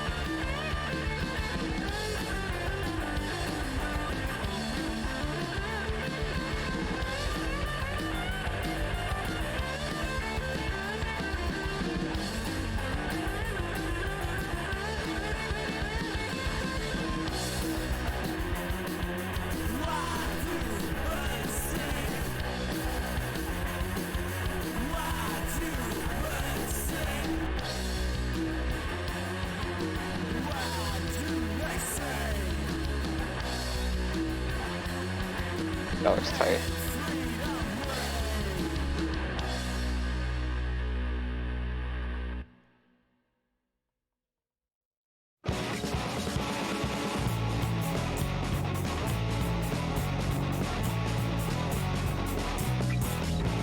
Staring through the blazing heat as armor tanks roll down the street, skipping stones lost through the cracks, just like that. Waiting on the shooting star as families rush into their cars. Looking at it, like I'm not even sure of the framing anymore. I almost want to move the whole composition. Skipping stones lost through the cracks, just like that. Waiting on the shooting star as families rush into their cars. You were sitting at the bar, just like that, just like that, just like that. Crashing bars, exploding, said I feel the grin inside your hands, my ears are ringing, I'm singing. Not entirely sure how I'll pull it off. I think.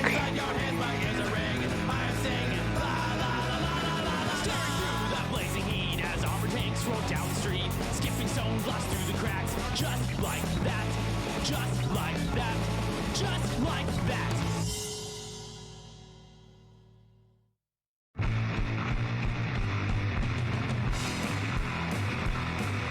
We're gonna do a quick experiment.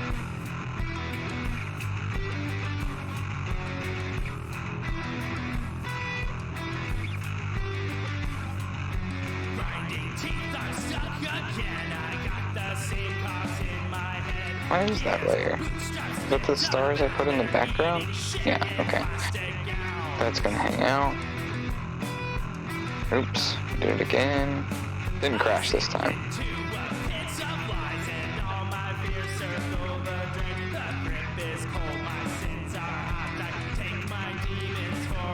You know what, before I do this, I'm actually gonna merge the top layers as well, right? Whole composition. No, that's why that's an issue. These two layers can merge.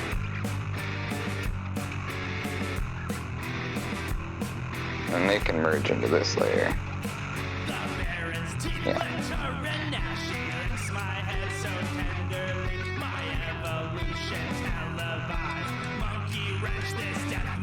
Oops. Okay. I knew there was one raw layer there. I knew it.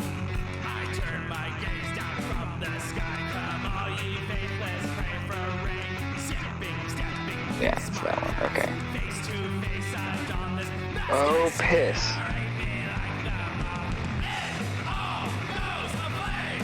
I guess they just get to hang out. I don't think it's gonna affect it when I move.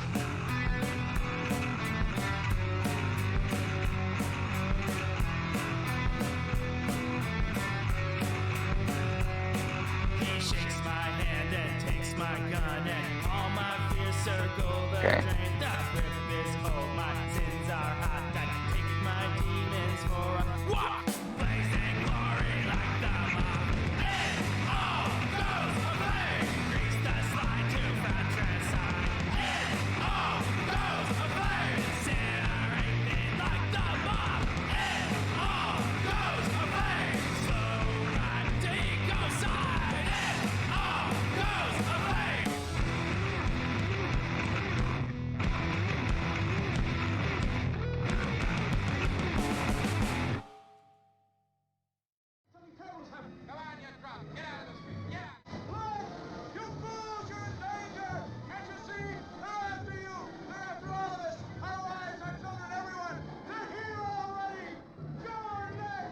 I like it. I think I'm gonna change it though. I don't necessarily love it.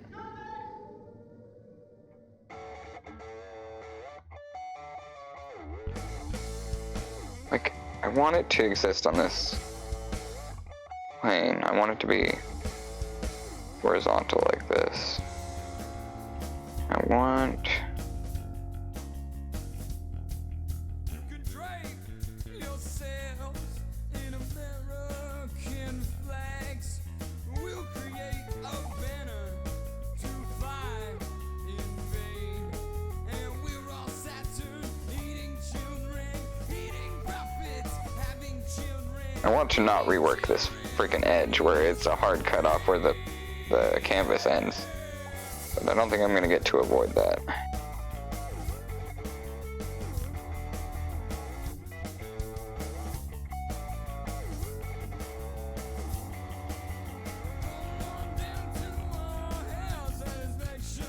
Yeah, because this is like where it looks the nicest.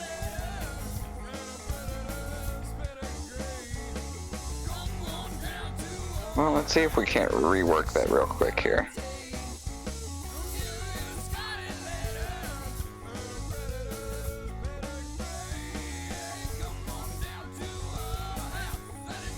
Whoopsie.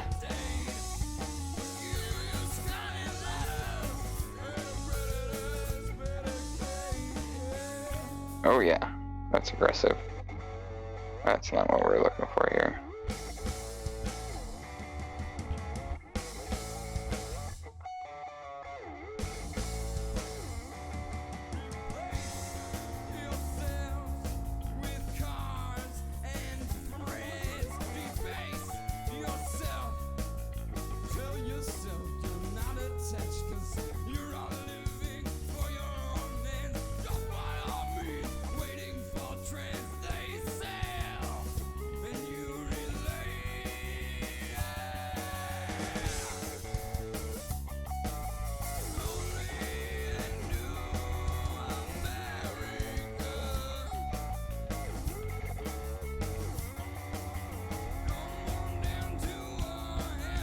Oops.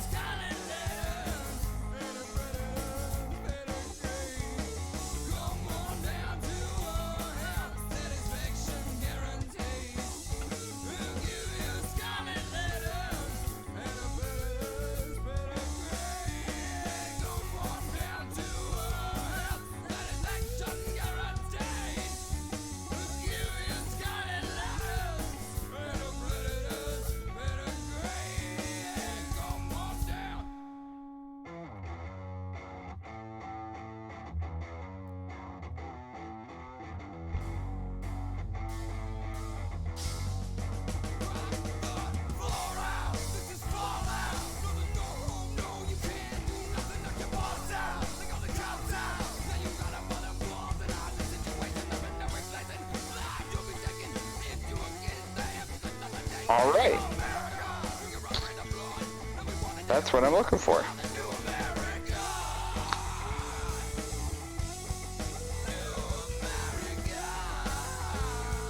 Just using the symmetry guide to kind of like, I mean, almost as like, just look how, I don't know, almost like I'm validating myself right now, just like, damn, yeah, compositionally, this is falling all in all the right places. I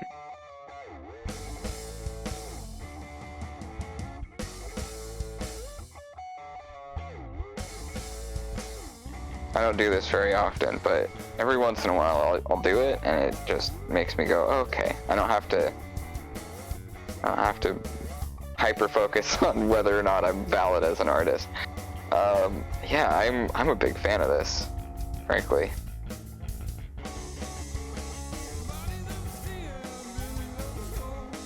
Yeah, this is done. I don't know what else to do for the next hour. Yeah, it's what, 5 to 6, run an hour and 5 minutes or so. I already told y'all about this Saturday where we're going to be reacting to some content, reality shows, and that's going to be interesting.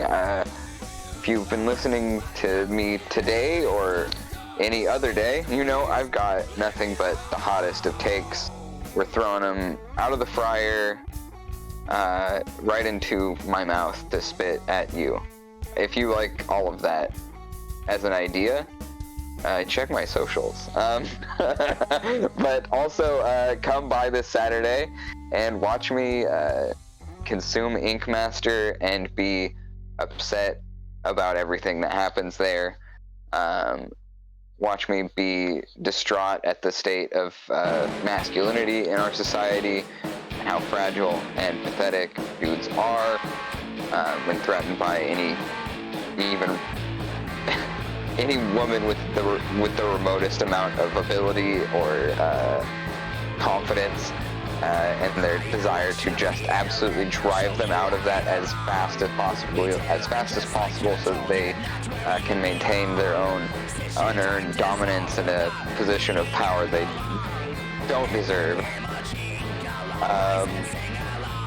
It is going to be either cringe or based, depending on a lot of things, but I don't drink anymore, so that's one thing I don't have to worry about. So watch me soberly react to other stuff. We've also been talking about, I don't have access to Milk Manor, but that's definitely one on the agenda. But Fuckboy Island is one of the most insane things I've ever seen with my own eyes. I'm probably going to end up doing some reactions to that show, especially if they do more of it. Oh my god, I know that the discourse has already kind of passed over Fuckboy Island, but there's just so much reality TV, and I only recently kind of got into it. Oh, you know what? Let me jump back over to camera. Can you put me on hold screen for a second?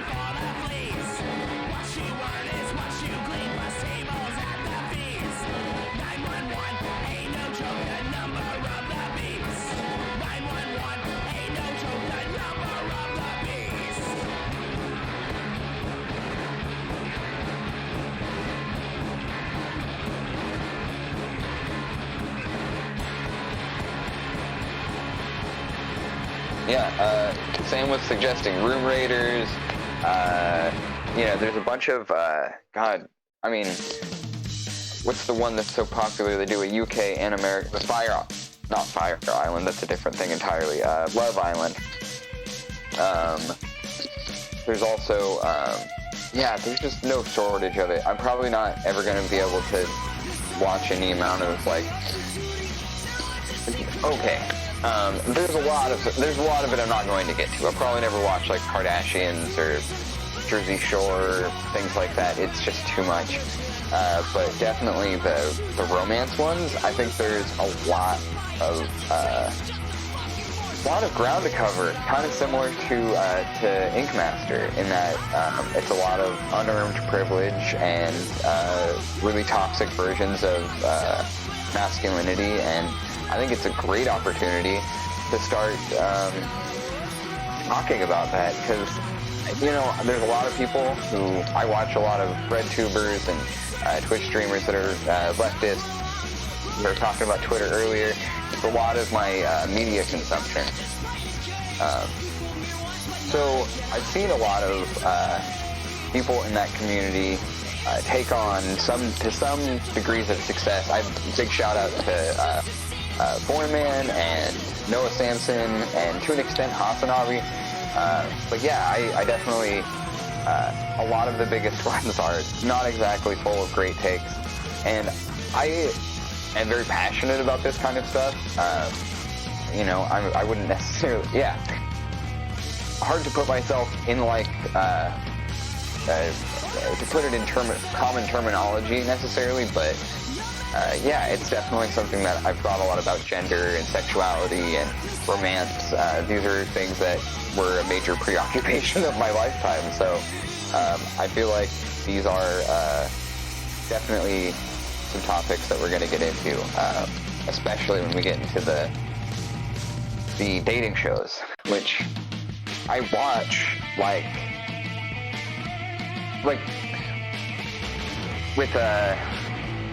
I watch with my partner, and we talk a lot about the dynamics of the way that these people are interacting. Are You the One is another one that we've watched a lot of. They had a genderqueer season, or not, it wasn't genderqueer, it was just queer.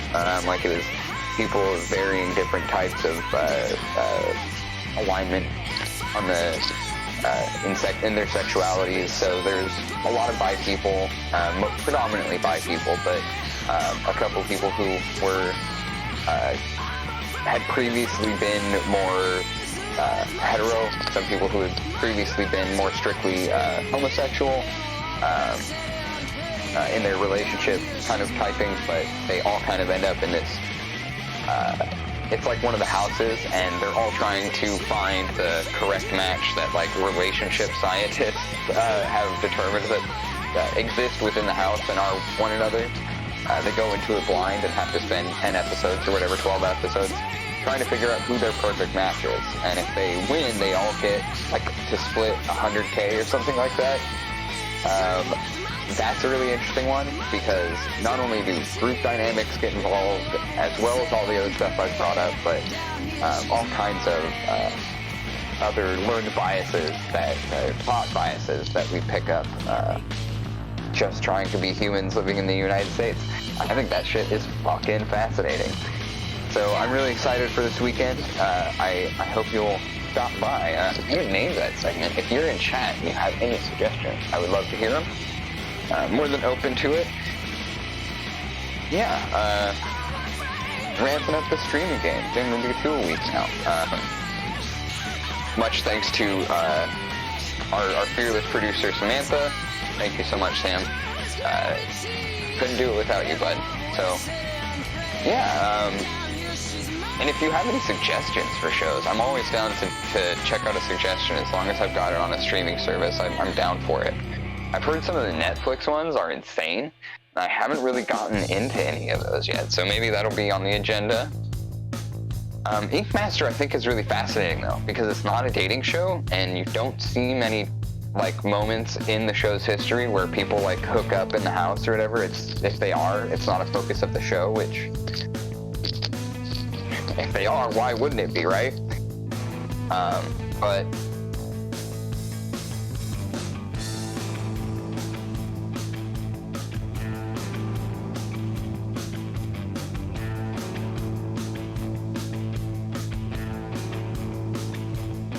what?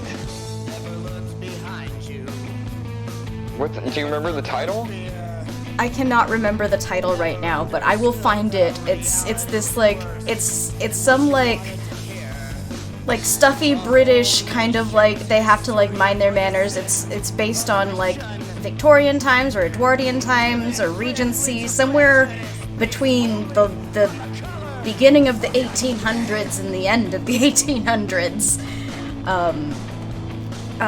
But, like, it's a dating show based on that, and they have to go through, like, all of the, like, balls and stuff. I've heard about it, but I haven't watched it yet, and I'm totally down to watch that and, like, rip on it with you. Oh my god, I'm looking through Netflix's reality shows right now because I cannot believe I haven't heard about this yet. That sounds insane.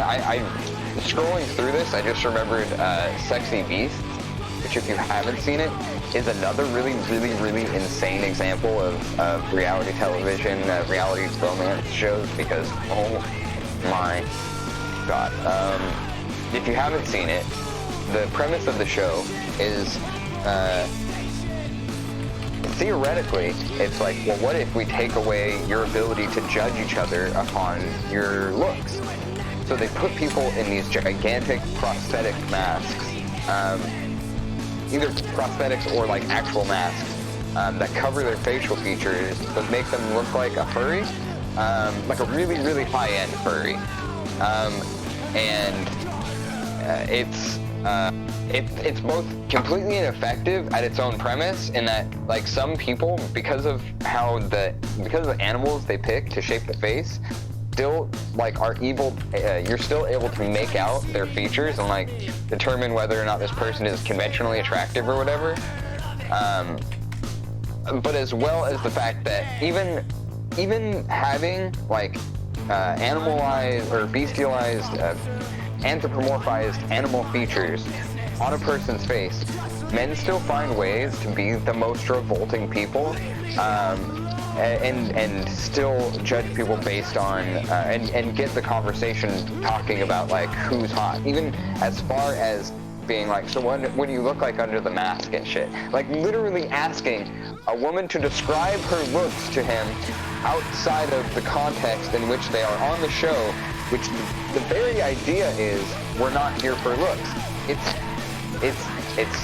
It's America. It's depressing. It is stupid. It is entertaining, and it is. Did I say depressing already? Because it needs to be said twice. Yeah. Weston, I didn't find.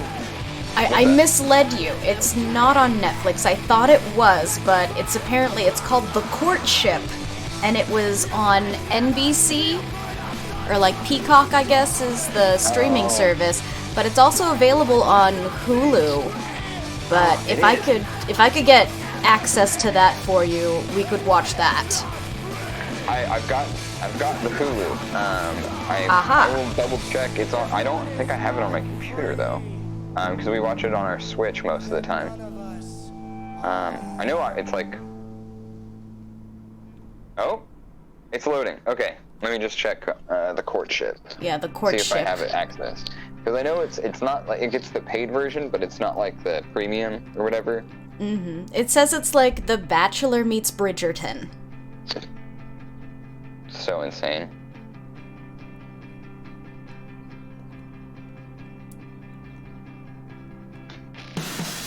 Well.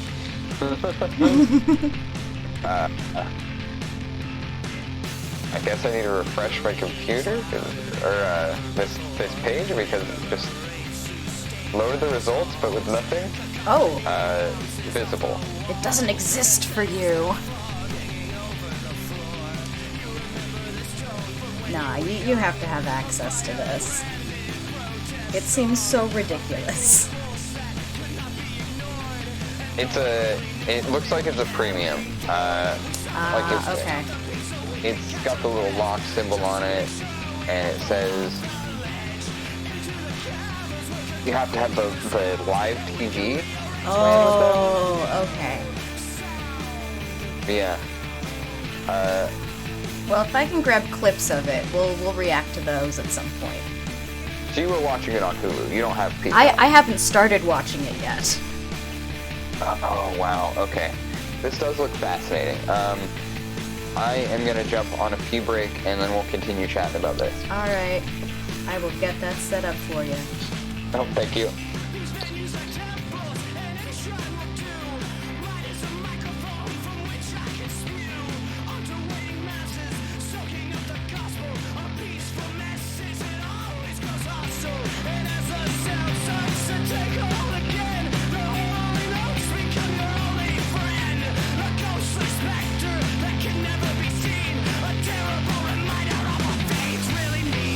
Said you put your life into the sound inside your ears.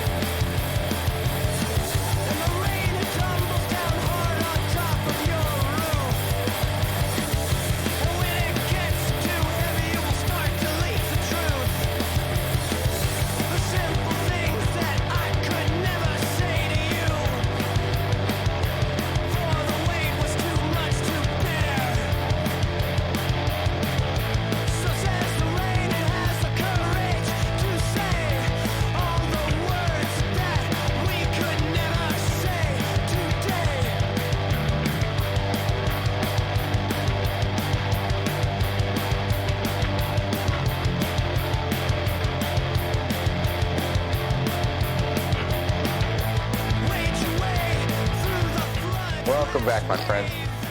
So we're in the final hour of Live with Lava Sub. I've talked to you about our upcoming React stream that we're doing for the first time this Saturday. We're going to be watching a few episodes of Ink Master. I should mention that we won't be able to show you the episodes as we watch them. They're going to get us slap on the wrist from the licensed property stuff, copyrights, and all that.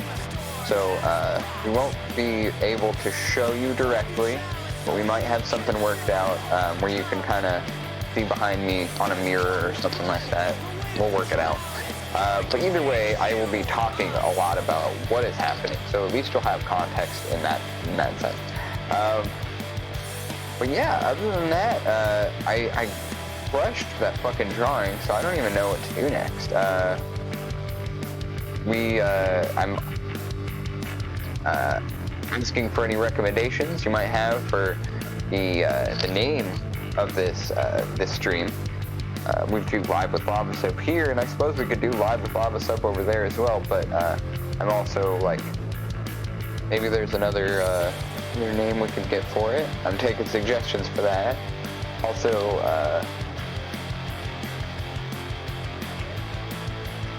there's another thing, it's escaping me. But yeah, also looking for recommendations for any shows that you've watched, reality shows that you've watched that you think might be interesting for me to react to, with my perspective of a person that society doesn't like to listen to. Yeah, so I'm more than happy. Maybe we'll do some fun stuff too, if the React content does a little better. Maybe we'll watch some animes or something.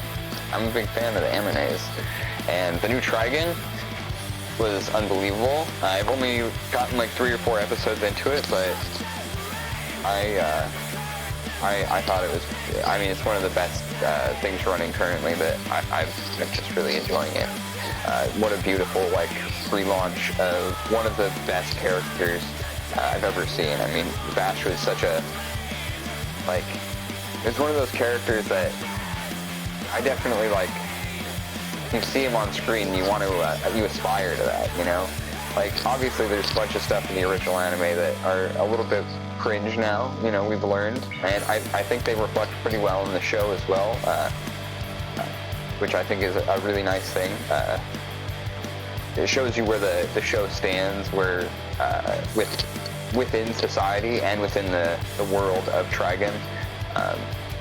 It wants to, it says that Bash is as progressive as he possibly could be. He wants, Bash as a character always wants to be on the side of justice, the side of righteousness, the side of whether or not it's legal or illegal, he wants to do the right thing. He's incredibly powerful. He's super humble about it and tries not to make that a point. And his entire slogan, his entire call sign is, "The world is made for love and peace." I think that's a really beautiful thing, especially for. It reminds me of Jorby Bieberson, the scumbag of the internet, and how he, I think more than once, but often has insinuated that weak men are the most violent or whatever. And I think it's important to point out that Jordan isn't exactly talking about physical size or strength. He's talking about ideology when he says weak. People who care about others. And I think when you have someone who is egalitarian, liberatory-minded, somebody who wants the best outcomes for the most people, you tend to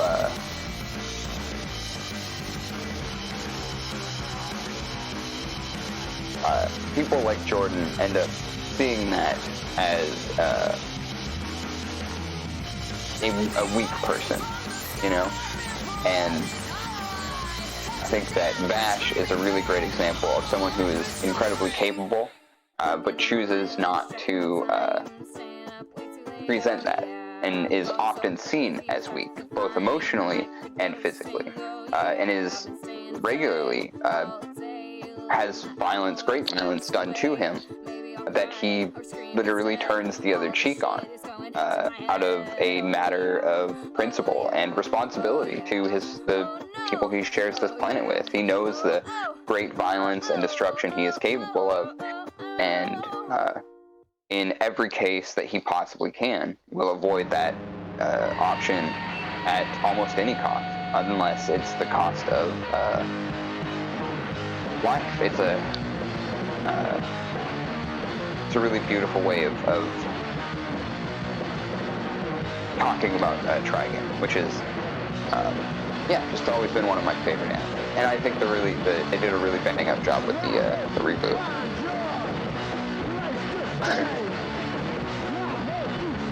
I don't know. We had a great talk with Seth. I talked about Trigun for like 15 minutes just now. I did a drawing really quick. I think I'm just gonna call it for today. I think that was a nice stream, and I'm tapped at this point. I don't want to keep it going if I'm just like searching around for stuff to do. So yeah, I'm gonna call it here. But thank you all for watching. Feel free to drop any suggestions for the name or shows to watch into my DMs on Instagram, on Twitter, on Facebook, I guess, TikTok, wherever. Email. That's an option.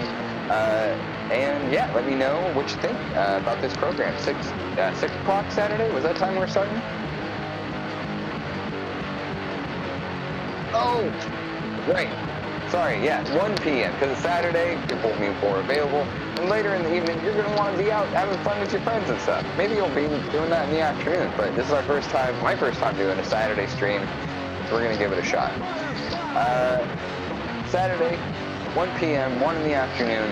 I hope you'll join us for some reactions to Ink Master, and going forward, we'll be talking about a lot of reality shows on the Saturdays, so come on by, hang out for a couple hours, get angry with me. But for now, take care of yourself, take care of each other, and good journeys to you all.